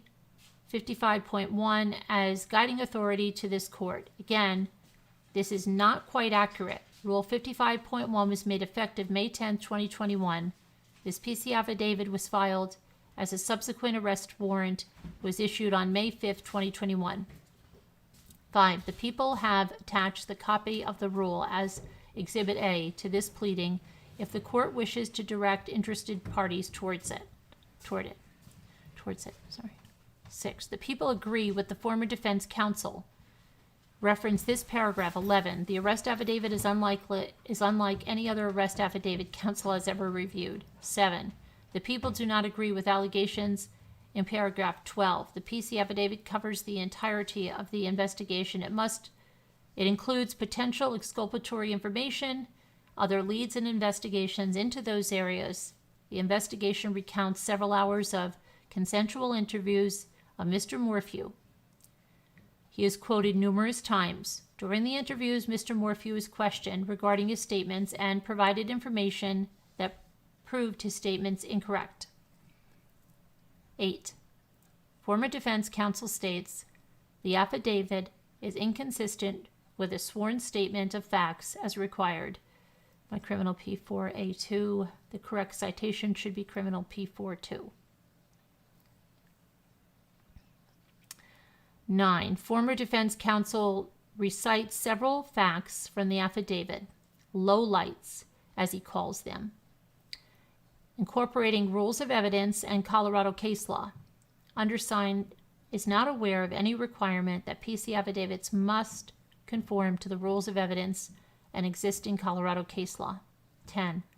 Former defense counsel then indicates the PC affidavit contains an incredible amount of information which has no relevancy to the case, which is pure inadmissible character assassination, and which will likely prejudice any and all potential jurors who review the affidavit. Again, former defense counsel seems to believe the rules of evidence in Colorado case law pertain to PC affidavits. They do not. 11. PC affidavit includes details that the former defense counsel complains about that explore motives and reasons that may explain Mr. Morphew's actions and or actions of Suzanne Morphew that may have led to her death. It quotes Mr. Morphew time and time again. His statements potentially are exculpatory and, if material, are required to be contained in the PC affidavit. 12. Former defense counsel then cites the affidavit must remain sealed to protect the alleged victims, which are Barry's daughters. It cannot be said enough that this case alone, let alone any details, must devastate these young ladies. Considered, Barry's daughters will be, gives their ages, I'm sure. They can make their own decisions as to what they decide to review or not review. It is common for victims such as them to utilize someone to filter the information. 13. A defense attorney is not charged with protecting the rights of the victims under Colorado law, CRS 24-4.1-100.1. The district attorney's office, the court system, probation, and parole with that duty. Charges law enforcement, the district attorney's office, the court system, probation, and parole with that duty. 14. The people suggest current defense counsel submit redacted versions of the PC affidavit as contemplated by Rule 55.1, D8. 1. Similar to the people's position in D7, the people defer to the court regarding the D8 motion. The people are aware of another high-profile case, People versus Robert Deere, where the court in El Paso County issued an order regarding pre-trial publicity. The people have a copy of this order submitted this as guidance to the court as Exhibit B. Respectfully submitted, Linda Stanley. May 25th, 2021. People's response to motion for preservation of evidence, D13. P13, come now, the people of the state of Colorado, by and through Linda Stanley, District Attorney for the 11th Judicial District, and by and through her appointed Senior Deputy District Attorney, Jeffrey D. Lindsay, hereby tenders their response to the above captioned motion, as this motion applies to Colorado R. Criminal P16, and the people will agree to those provisions that mimic the rule. As grounds for this response, the people inform this court as follows. 1. The people do not object to preserving recordings that currently exist and any future recordings obtained by law enforcement. 2. The people do object to the request to preserve emails between law enforcement officers, including prosecutors, connected and pertaining to this case. This request is not based on Rule 16 and is onerous and burdensome. The people are aware of their obligation under Rule 16, and if an email or text message contains Rule 16 material, it will be preserved and provided in discovery. 3. The people agree, reference paragraph 3 to the mimicked Rule 16 requirements. The people do not believe that if they contact an expert determined not to retain said expert, that an obligation of discovery is required, with a caveat that if that expert provides information that is exculpatory, the information will be provided to the defense. 4. Reference the last two unnumbered paragraphs of defense motion D13. The blanket statement covers a multitude of actions. For the most part, the people agree with the statement, however, forbidding certain actions are not agreeable, and the people request a hearing prior to the court entering an order granting the defense request. Respectfully, Linda Stanley. Okay, May 25th, 2021. Okay, the next one, date filed May 25th, 2021. People's response to motion for court to order the release of all search warrants, affidavits, and property inventories, D4P4. Come now, the people of the state of Colorado, by and through Linda Stanley, District Attorney for the 11th Judicial District, and through her appointed Senior Deputy District Attorney, Jeffrey D. Lindsay, hereby tenders their response to the above captioned motion. As this motion applies to Colorado R Criminal P16, the people will agree to those provisions that mimic the rule. The people have no objection to this motion. Furthermore, the requested information will be provided in the normal course of discovery. Respectfully, Linda Stanley. Okay, now this is Colorado Legal Resources document, copy of a citation. Let's see, this document reflects changes received through May 3rd, 2021.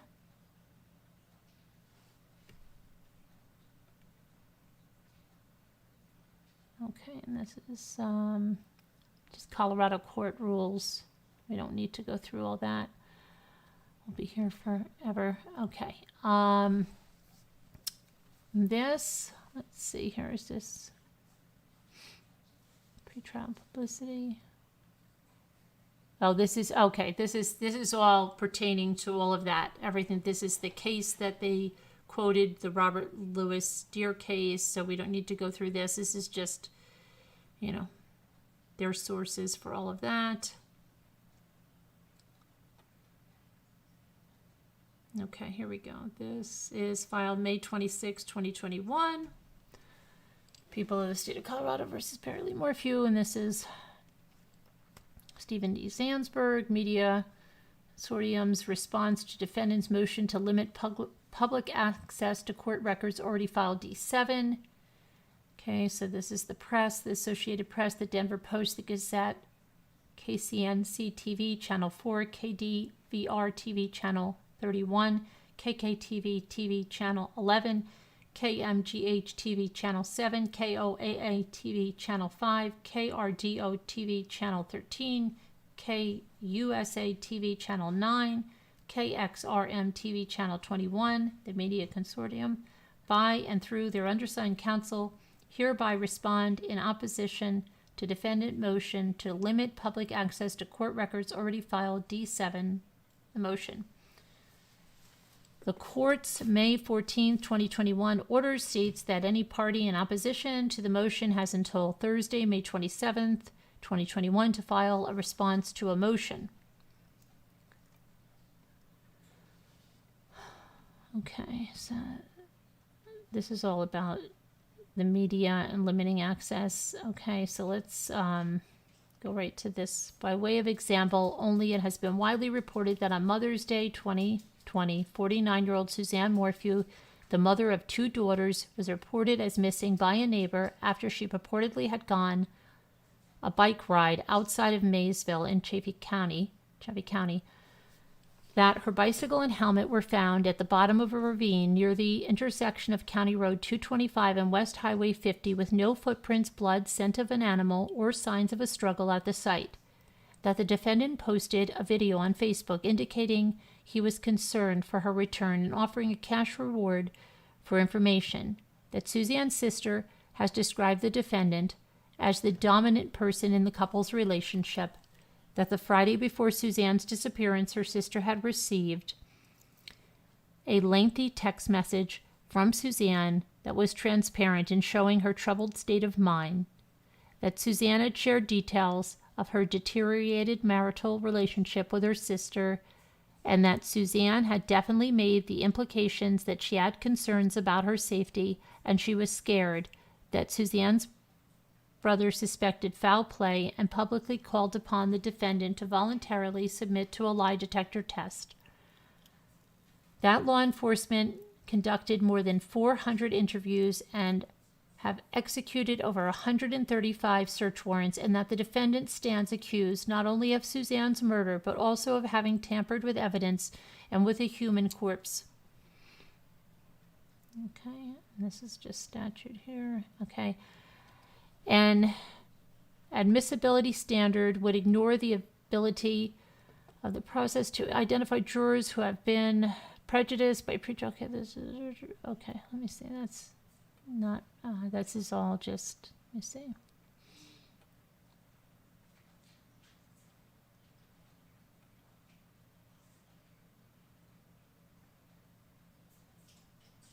Okay, so Conclusion. For the reasons set forth above, the Media Consortium respectfully urges this honorable court to deny the defendant's motion to limit public access to court records that have already been filed. And this is order regarding the hearing May 27, 2021. On May 27, 2021, a hearing was held on this matter. Present were defense counsel Iris Itan and Drew Nielsen, Deputy District Attorney Jeff Lindsay, and the defendant, Barry Morphew. The following orders were entered at that hearing. Defense motion for access to warrants, affidavits, returns. Granted. 2. Defense motion to limit pretrial publicity, D8. Granted. A separate order will be issued. 3. Preservation, production of evidence, D13 and D6. Granted in part. D6 was granted in whole. D13, paragraph 1 was granted. Paragraph 3 was granted with the caveat that experts contacted by the prosecution who did not work on the case do not need to be disclosed to the defense. Paragraph 2 was taken under advisement. The court enters the following order with regard to paragraph 2. The request is denied in part, as mentioned, and it gives this. The prosecutor has a duty to learn of any favorable evidence known to the others acting on the government's behalf in the case, including law enforcement. The sentiment is echoed in CRCP Rule 16A2, requiring disclosure of any evidence favorable to the defendant, and 16A3, extending the prosecutor's obligations to law enforcement. The defense requests for all emails and text messages between law enforcement officers and all individuals, including contacted and pertaining to the case, is too broad and not required by case law or statute. Collecting and distributing these communications, which would be a constantly ongoing process, would be an unreasonable burden on the prosecution, and therefore it is ordered that any electronic communications created or received by law enforcement officers related to this case must be disclosed to the defense if they are material to the prosecution of the case, or if they contain any evidence that would be in any way favorable to the defense. The defense noted their objection to the destruction or release of any physical evidence. The court ordered no evidence would be destroyed or released, and that no evidence would be tested if the testing would consume the evidence to a degree that would make testing by the defense impossible. If such testing or release destruction of evidence is contemplated, notice must be given to the defense with adequate time to object. 4. Discovery demand, D10. Section 1, paragraph 1 was granted with some clarification of what was being requested in Section B. Section 2, paragraphs 1, 2, 3, 4, if agreement is with the 11th Judicial District Attorney's Office. 5, 6, if related to the case. 7, if in possession of the District Attorney's Office. 8, if in possession of law enforcement. And 12 were granted. Section 2, paragraph 9 was denied as too broad. Paragraph 10 and 11 were denied at this point, but may be raised with greater particularity in the future if need be. Section 3, paragraph 1 was granted. Paragraph 4 was denied. Section 4, expert disclosures are governed by CRCP Rule 16. Any particular issues may be raised by a separate motion. Section 5, granted. Section 6, noted. Section 7, to be addressed later. Section 8, redundant. Section 9, legal authority. Section 10, noted. Discovery is to be delivered to the defense no later than Wednesday, June 2nd, 2021. 5, release of the arrest affidavit. The court will address the release of the arrest affidavit in a separate order dated 6/2/2021 by Patrick W. Murphy, Chief Judge, 11th Judicial District.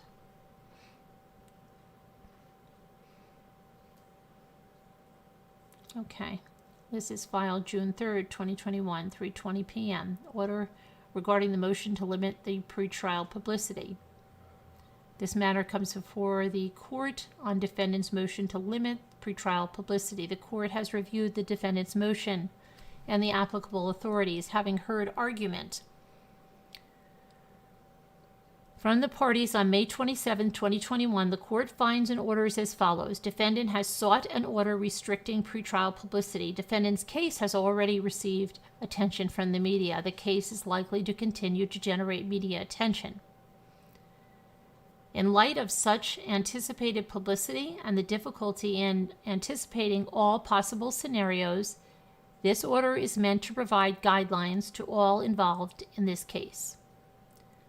Counsel involved in this matter will no doubt conduct themselves in a professional way. However, the nature of this case and the pretrial publicity that has already occurred, together with the anticipated publicity from the trial, demonstrate the need for court intervention to guide the conduct of counsel and those associated with them to avoid lowering the level of advocacy in the case. Without suggesting that there have been any violations of general ethical principles, it is necessary for the court to articulate the following to be followed in this litigation in the form of the order for future guidance in all forms of extrajudicial statements about this litigation. Colorado Rules of Professional Conduct 3.6 and 3.8 provide the basis for this order. 1. Extrajudicial statements by attorneys. Any lawyer, law firm, or legal representative, investigators of any firm associated with the prosecution or defense, participating in or associated with the investigation or litigation of this criminal matter shall not, from the filing of a complaint, information, or indictment, the issuance of an arrest warrant or arrest until the commencement of the trial or disposition without trial, make or participate in making an extrajudicial statement that a reasonable person would expect to be disseminated by means of public communication and that does more than state without elaboration the claim, 1, the claim, offense, or defense involved, and except where prohibited by law, the identity of the persons involved. 2, information contained in the public record. 3, that an investigation of a matter is in progress. 4, the scheduling or result of any step in litigation. 5, a request for assistance in obtaining evidence and information necessary thereto. 6, a warning of danger considering the behavior of a person involved, where there is reason to believe there exists the likelihood of substantial harm to an individual or to the public interest. 7, the identity, residence, occupation, and family status of the accused. 8, if the accused has not been apprehended, information to aid in apprehension of that person. And 9, the facts, time, and place of an arrest, as well as the identity of the investigating and arresting officers or agencies and the length of the investigation. B, a lawyer may make a statement that a reasonable lawyer would believe is required to protect a client from the substantial undue prejudicial effect of recent publicity not initiated by the lawyer or the lawyer's client. A statement made pursuant to this paragraph shall be limited to such information as is necessary to mitigate the recent adverse publicity. C, no lawyer associated in a firm or government agency with a lawyer subject to Section 1A above shall make a statement prohibited by Section 1A 1-9.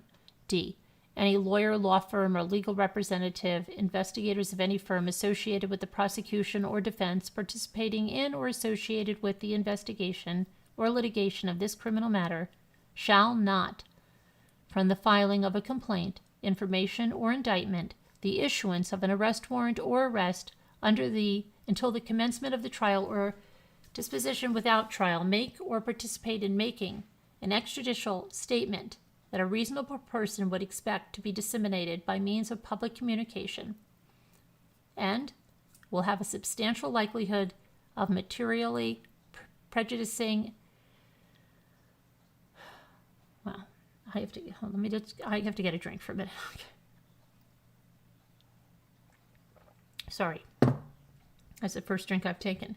An adjudicated proceeding in the matter, and that relates to 1, the character, credibility, reputation, or criminal record of a party, suspect in a criminal investigation or witness, or identity of a witness, or the expected testimony of a party or witness. 2. In a criminal case or proceeding that could result in incarceration, the possibility of a plea of guilty to the offense or the existence of contents of any confession, admission, or statement given by a defendant or suspect, or that person's refusal or failure to make a statement.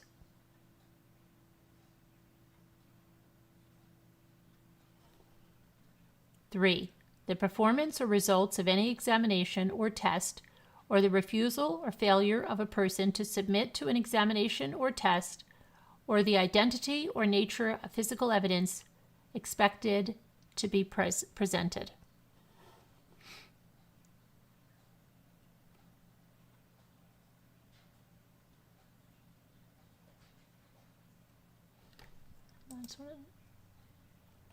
I just want to see what's going on here. Okay, let's see now.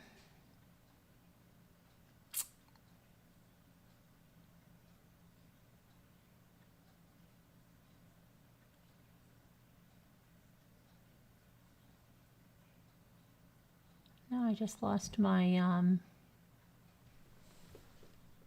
was I on 3? I just looked at something and I looked back and I can't. Well, I'm just going to start. 3, the performance or results of any examination or test, or the refusal or failure of a person to submit to an examination or test, or the identity or nature of physical evidence expected to be presented. 4, any opinion as to the guilt or innocence of a defendant or suspect in a criminal case or proceeding that could result in incarceration. 5, information that the lawyer knows or reasonably should know is likely to be inadmissible as evidence in a trial that would, if disclosed, create a substantial risk of prejudicing an impartial trial. Or 6, the fact that a defendant has been charged with a crime, unless there is included therein a statement explaining that the charge is merely an accusation and that the defendant is presumed innocent until and unless proven guilty.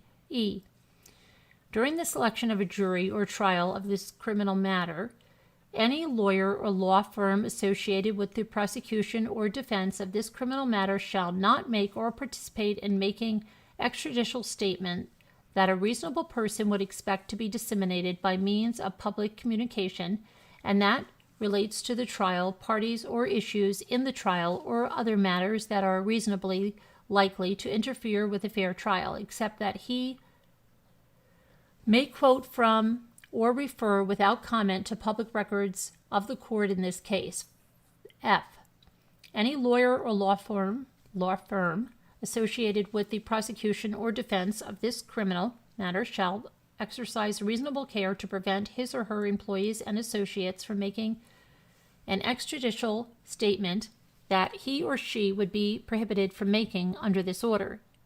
2, releases of information by law enforcement agencies from the date of this order until the completion of the trial or disposition without trial, law enforcement officers shall not release or authorize the release of any extrajudicial statement or evidence for dissemination by means of public communication or to individuals other than those working for the parties if the law enforcement officers know or reasonably should know that it will have a substantial likelihood of prejudicing a criminal proceeding. Law enforcement officers and agencies are subject to the same restrictions set forth above for attorneys in Section 1 regarding extrajudicial statements. B, law enforcement officers and agencies shall not exercise their custodial authority over an accused individual in a manner that is likely to result in either 1, the deliberate exposure of a person in custody for the purpose of photographing or televising by representatives of the news media, or 2, the interviewing by representatives of the news media of a person in custody except upon request or consent by that person to an interview after being informed adequately of the right to consult with counsel and of the right to refuse to grant an interview. C, nothing in this order is intended to preclude any law enforcement officer or agency from replying to charges of misconduct that are publicly made against him or her from participating in any legislative legislative, administrative, or investigative hearing.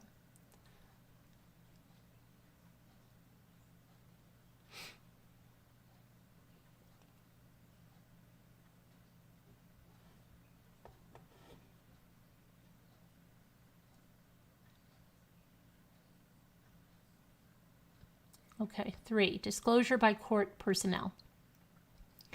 Court personnel shall not disclose to any unauthorized person information relating to this pending criminal case that is not a matter of public records of the court and that may be prejudicial to the right of the people or the defendant to a fair trial. 4, dissemination of discovery and evidence to individuals other than the parties. Attorneys of record and all law enforcement officers and agencies shall not release to anyone other than a party or to each other any discovery materials or investigative materials of any kind, except as and used by them for purposes of furthering the investigation or for the preparation and trial of the case. 5, applicability. Gosh, I forgot. My tongue is tied now. Attorneys of record will be served a copy of this order, and this will constitute service upon the District Attorney's Office and Defense Counsel.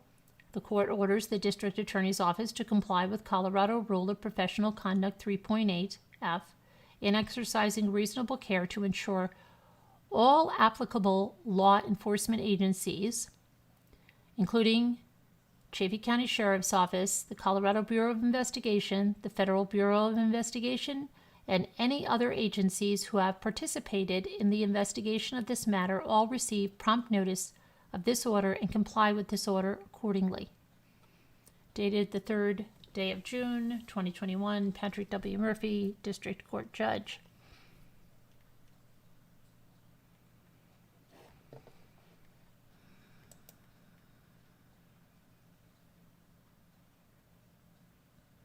I don't know what's going on in the chat. Okay. This is filed June 17th, 2021 at 4:58 p.m. Media Consortium's response to and request for reconsideration of the court's order granting defendant's motion to limit public access to arrest warrant affidavit filed May 5th, 2021, D7. So I'm not going to go through all of the media companies again. We've already done that.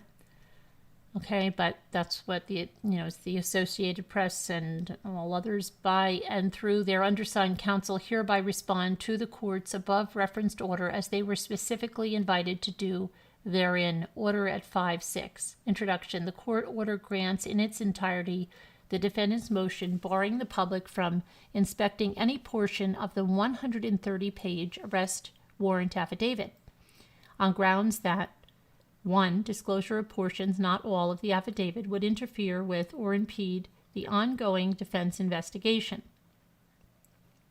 2. Disclosure of portions, not all, of the affidavit might subject, now they put their names in here, Mallory and Macy Morphew, to harassment, abuse, or intimidation. And 3. The process of preparing and releasing a redacted version of the affidavit to reduce or eliminate concerns 1 and 2 prior to the completion of the proof, evidence, presumption, grade hearing, and preliminary hearing would be unduly burdensome on the parties and the court for the reasons stated below. Media petitioners respectfully request that the court reconsider its ruling and in compliance with CRCP 55.1 order the forthwith release of a redacted version of the arrest warrant affidavit. Argument 1. The length and details contained in the affidavit are not legitimate grounds to deny the public's presumptive right to inspect it. The order indicates that the substantial interest justifying the continued sealing of the entire affidavit under Rule 55.1 include protection of the Morphew daughters and the nature of the affidavit. Order at 3. The order notes that the affidavit is unique in the court's experience in that it's 130 pages in length and a significant portion of the information in the affidavit was not relevant to the court's finding of probable cause and possibly not admissible at trial under the Colorado Rules of Evidence. While the affidavit is not a record of official action subject to mandatory disclosure under the Colorado Criminal Justice Records Act, it is subject to CRCP 55.1, which imposes a heightened burden on any party seeking to overcome the public's strong presumptive right to access it as a court record. See CRCP 55.1A1. Court records in criminal cases are presumed to be accessible to the public. Emphasis added. Okay, so it's going to go through this whole case here that's going to bolster that. Okay, we don't need to do that. Okay, we're just going to skip that.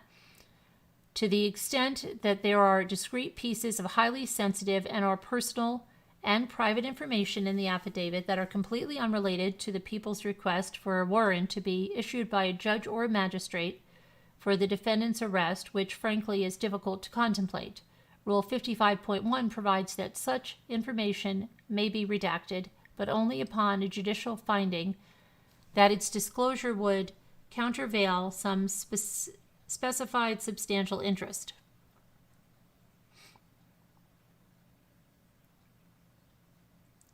Two, the defendant's own investigation is not a substantial government interest that warrants denial of the public's presumptive right to inspect judicial records.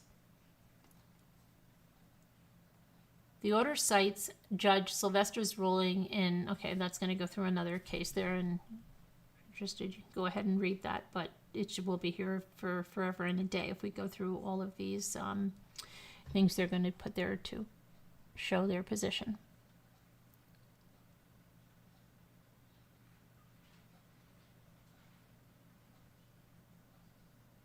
Okay.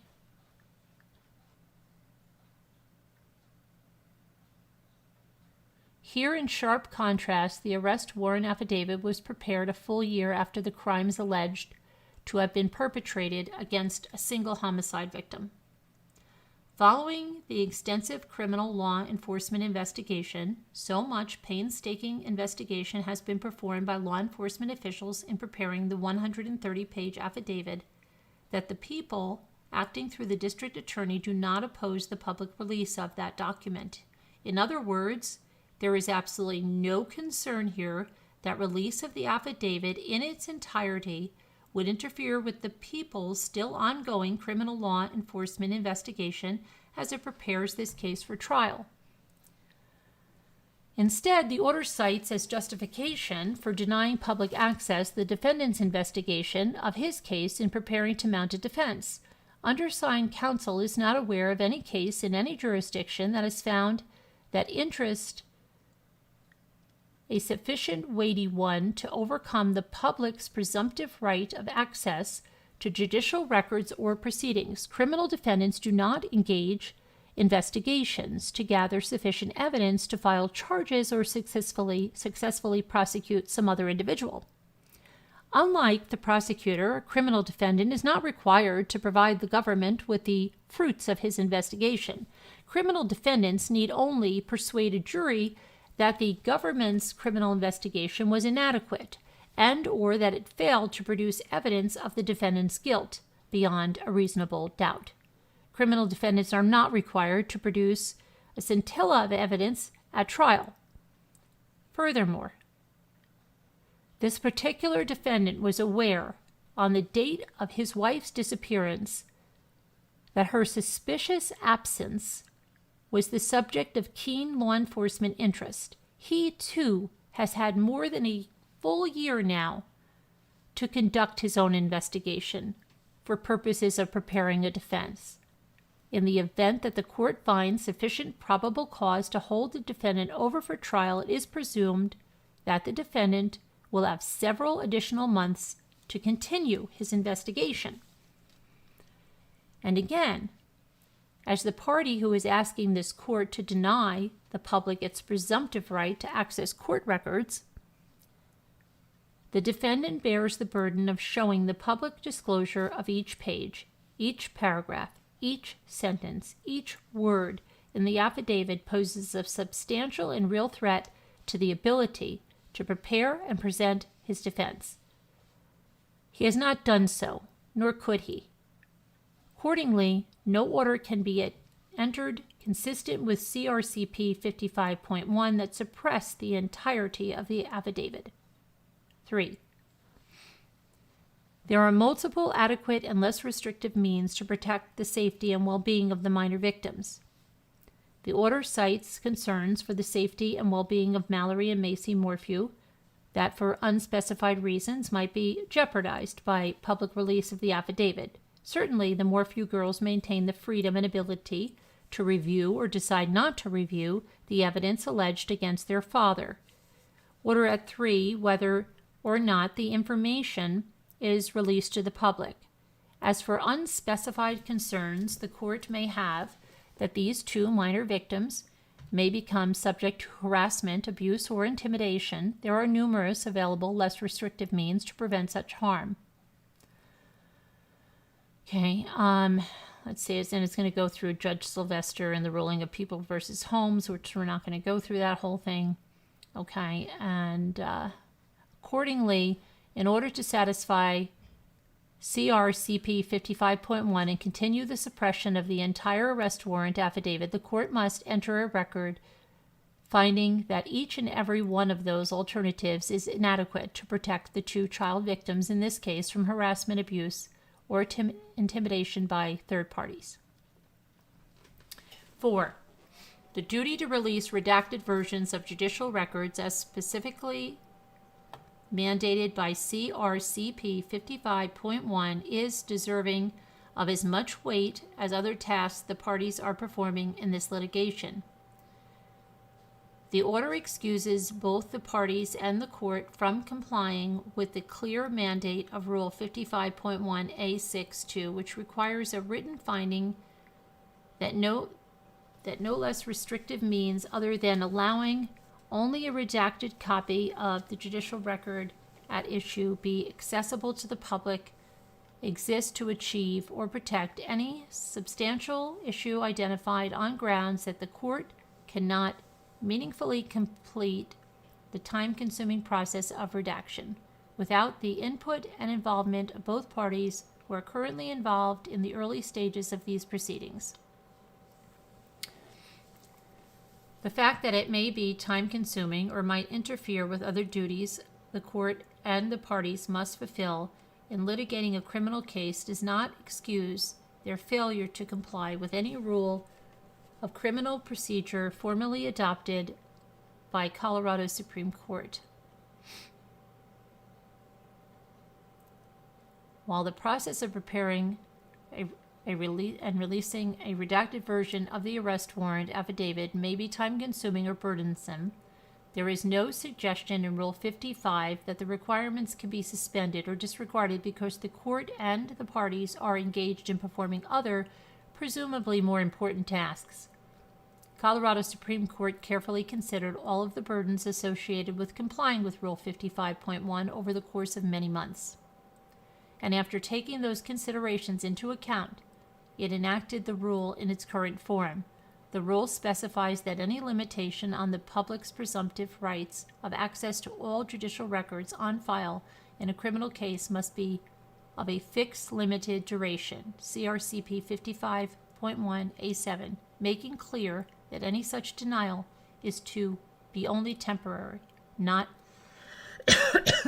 not indefinite, or for any unnecessarily protracted period of time.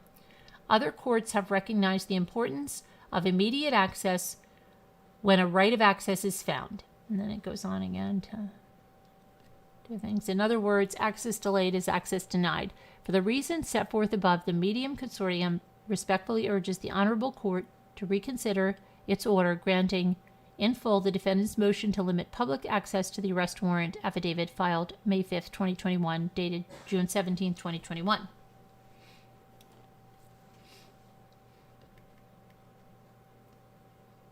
And this is the motion for discovery and sanctions from the defense counsel. Mr. Barry Morphew, by and through undersigned counsel, hereby requests the court to sanction the prosecution for violating its May 27, 2021 order, and CRCP Rule 16 to disclose material and information within their possession and control in a timely manner, and to use the required diligent good faith efforts to cause material held by other governmental personnel to be made available in a timely manner to the defense. While Mr. Morphew remains in custody without bond, the prosecution is violating the court's order, CRCP Rule 16, and Mr. Morphew's statutory and constitutional rights to due process and bail by failing to produce discovery in a timely manner. Mr. Morphew needs this discovery for processing and analysis prior to the proof evident presumptive great and preliminary hearings. As a sanction for these ongoing discovery violations, Mr. Morphew requests that the court grant him reasonable bond. As grounds, Mr. Morphew states the following. History. On May 5, 2021, Mr. Morphew was arrested for first-degree murder for allegedly murdering his wife, Suzanne Morphew. 2. The district attorney filed a 129-page affidavit using circumstantial and inadmissible evidence, claiming Ms. Morphew is alleged to be deceased at the hands of Mr. Morphew. However, there is no direct evidence of a death or a murder, and Ms. Morphew's body has never been found, despite extensive search and rescue efforts. All that is known is that Ms. Morphew went missing on May 10, 2020. 3. The affidavit in this case heavily focuses on the data from Mr. Morphew's phone collected on May 13, 2020, in making this bold accusation and charge. 4.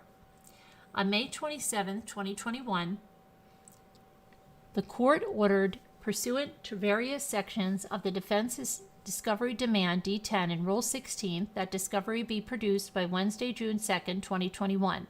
5.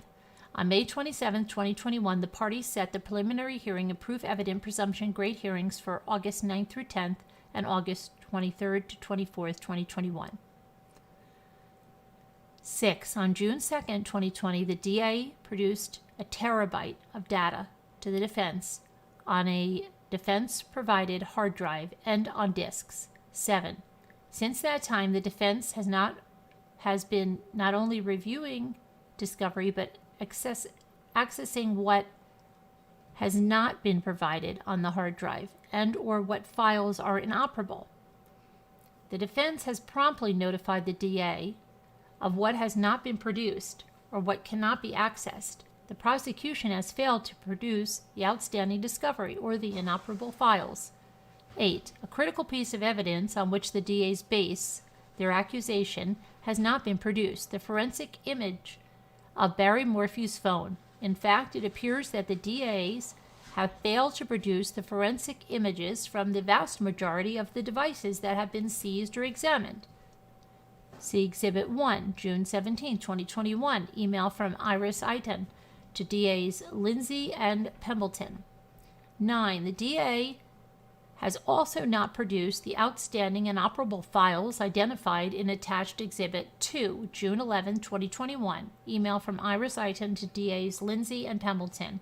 In addition, the DAs have not produced a spy pen recording where Ms. Morphew's lover, Jeff, is identified. 10. The defense has also not been provided the original files from the warrant return of Suzanne Morphew's iCloud account. 11. Ms. Nielsen emailed Mr. Lindsay on June 23, 2021 about the status of missing discovery. Mr. Lindsay indicated that they are working on this, but gave no indication of when this discovery, which should have been included in the initial production, will be produced. Okay, 12. Most of the discovery identified above has been in the DA's possession for more than 1 year, and it has been more than 20 days after the filing of charges and 3 weeks since the court ordered production of the discovery. 2. Law. 1. If the prosecution refuses to provide the defendant with material evidence which is favorable to the accused and relates to either the guilt or punishment of the accused, the prosecutor violates his or her ethical duty and due process is denied. It is irrelevant whether or not the prosecution acted in good faith in suppressing evidence. 2. The defense is requesting that the prosecution be sanctioned for violating the May 27, 2021 court order and pursuant to Colorado Rule of Criminal Procedure 16.3g, which provides g. failure to comply, sanctions. If at any time during the course of the proceedings it is brought to the attention of the court that a party has failed to comply with this rule or with an order issued pursuant to this rule, the court may order such party to permit the discovery or inspection of materials not previously disclosed, grant a continuance, prohibit the party from introducing in evidence the material not disclosed, or enter such other order as it deems just under the circumstances. 3. In this case, a continuance is not a sanction on the prosecution. It is a punishment on Mr. Morphew, who continues to be held in jail without bond. 4. The right to bail is an important constitutional right. The Colorado Supreme Court has held that the burden is on the prosecution to show that the constitutional exception to the right to bail is applicable, and only with that showing can be conditional freedom secured by bail properly be denied. 5. The prosecution selected when to charge Mr. Morphew with first-degree murder. There is no excuse for not being prepared at this point to produce discovery, particularly those items which are central to the affidavit. The prosecution must follow court orders and the rule of law. The prosecution and law enforcement's delay and tactics are in violation of Mr. Morphew's constitutional and statutory right to bail and due process. 6. Mr. Morphew requests the following sanctions: a reasonable bond amount to be set, and an order for the prosecution to produce all discovery and material and information outlined above by June 30th, 2021. Wherefore, Mr. Morphew makes all these motions and all other motions and objections during all proceedings in this case, whether or not explicitly stated at the time of the making of the motion or objection, under the due process rights of counsel, confrontation, right to remain silent, privilege against self-incrimination, compulsory process, ex post facto, trial by jury, equal protection, right to appeal, and cruel and unusual punishment clauses of the federal and Colorado constitutions, and Article 2, 3, 6, 7, 10, 11, 16, 18, 20, 23, 25, and 28 of the Colorado Constitution, and Article 1, 9, and the 1st, 4th, 5th, 6th, 8th, 9th, 10th, and 14th Amendments to the United States Constitution. All authorities and citations noted apply to and support all requests for relief herein. Respectfully submitted the 24th day of June, 2021 by the Defense Counsel. Okay, let's see here. Motion for order to show cause. Defendant Nelson Bonilla Jr. through counsel okay, this is pursuant to that, so we don't need to. Okay, that's it for this section. And the next section we're not going to do right now. We'll do probably later on tonight, and that'll be, let me see. That will be, hold on, I'll tell you what the next ones are.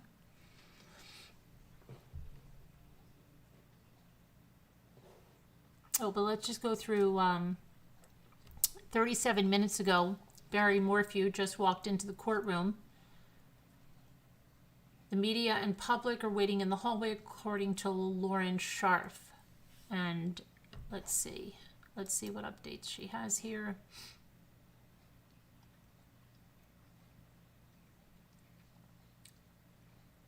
Looks like she hasn't posted any updates yet. Let me just go to the chat for a minute here. So I do want to ask a question, okay, because I'm going to just put it in a poll because it'll be easier to see.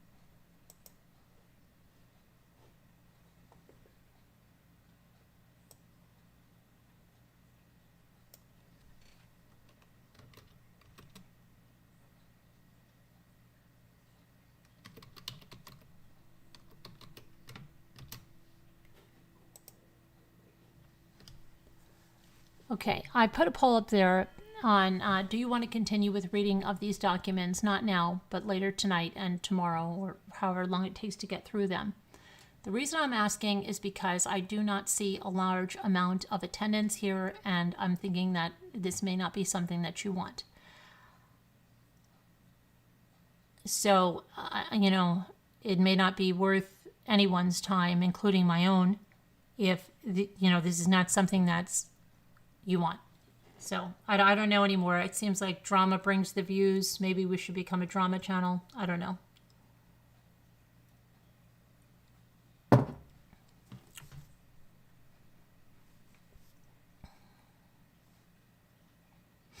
If I did drama, I'd have 1,500 people in here.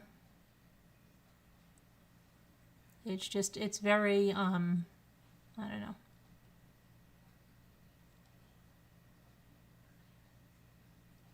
So just, fill out the poll and we'll see what we're going to do.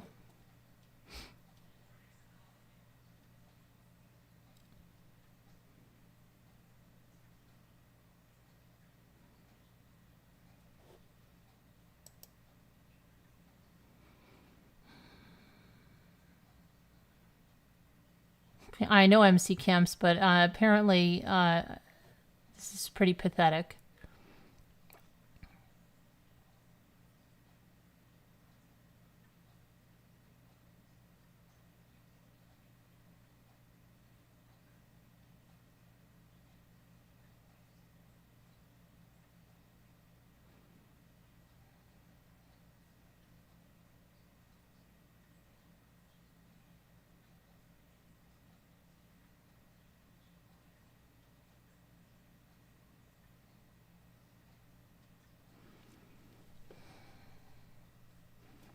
So we got 24 votes.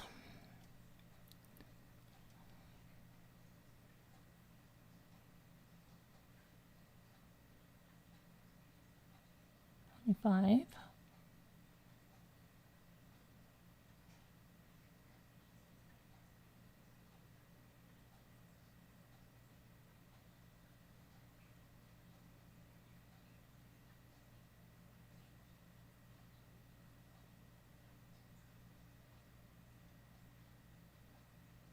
I'm glad, Sherry. I wish, usually there was a great interest in documents like this in other cases.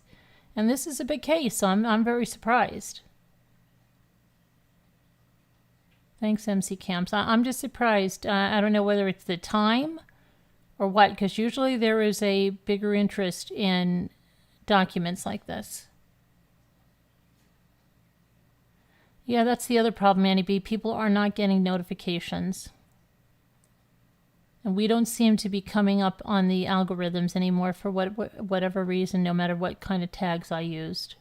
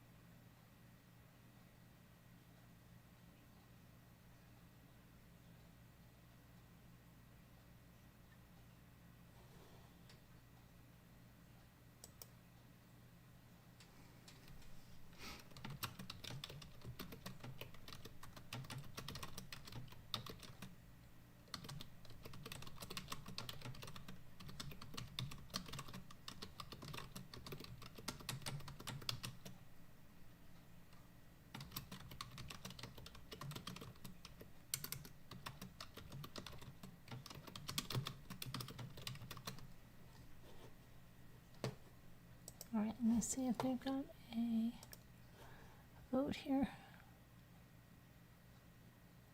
Okay. So,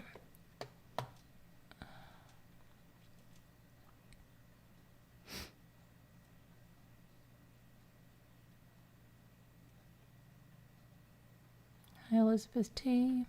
Hey, Elizabeth T. Good to see you. Nightmare. MEF, Brent, Anna, Patty, Emma B, Ruby N, GG. I miss the lives every time due to no notifications. Happened to cross this one today. Really, GG? Yeah, I don't know what's up with that. It's kind of infuriating. Pamela.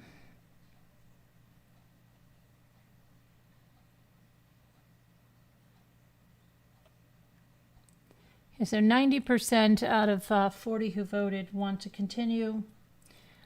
And not now, obviously, because I got to go. I'm going to go spend some time with my kids and stuff. But later on tonight, and it won't be much later. I've got to get used to the time change. I'd like to come on after my kids are in bed. So it won't be that late. And there's a lot to go through. Try to cover as much as we can.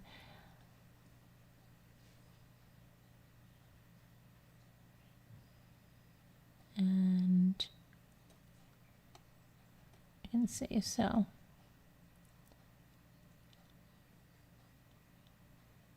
hi Captain Lee fan, Elanders.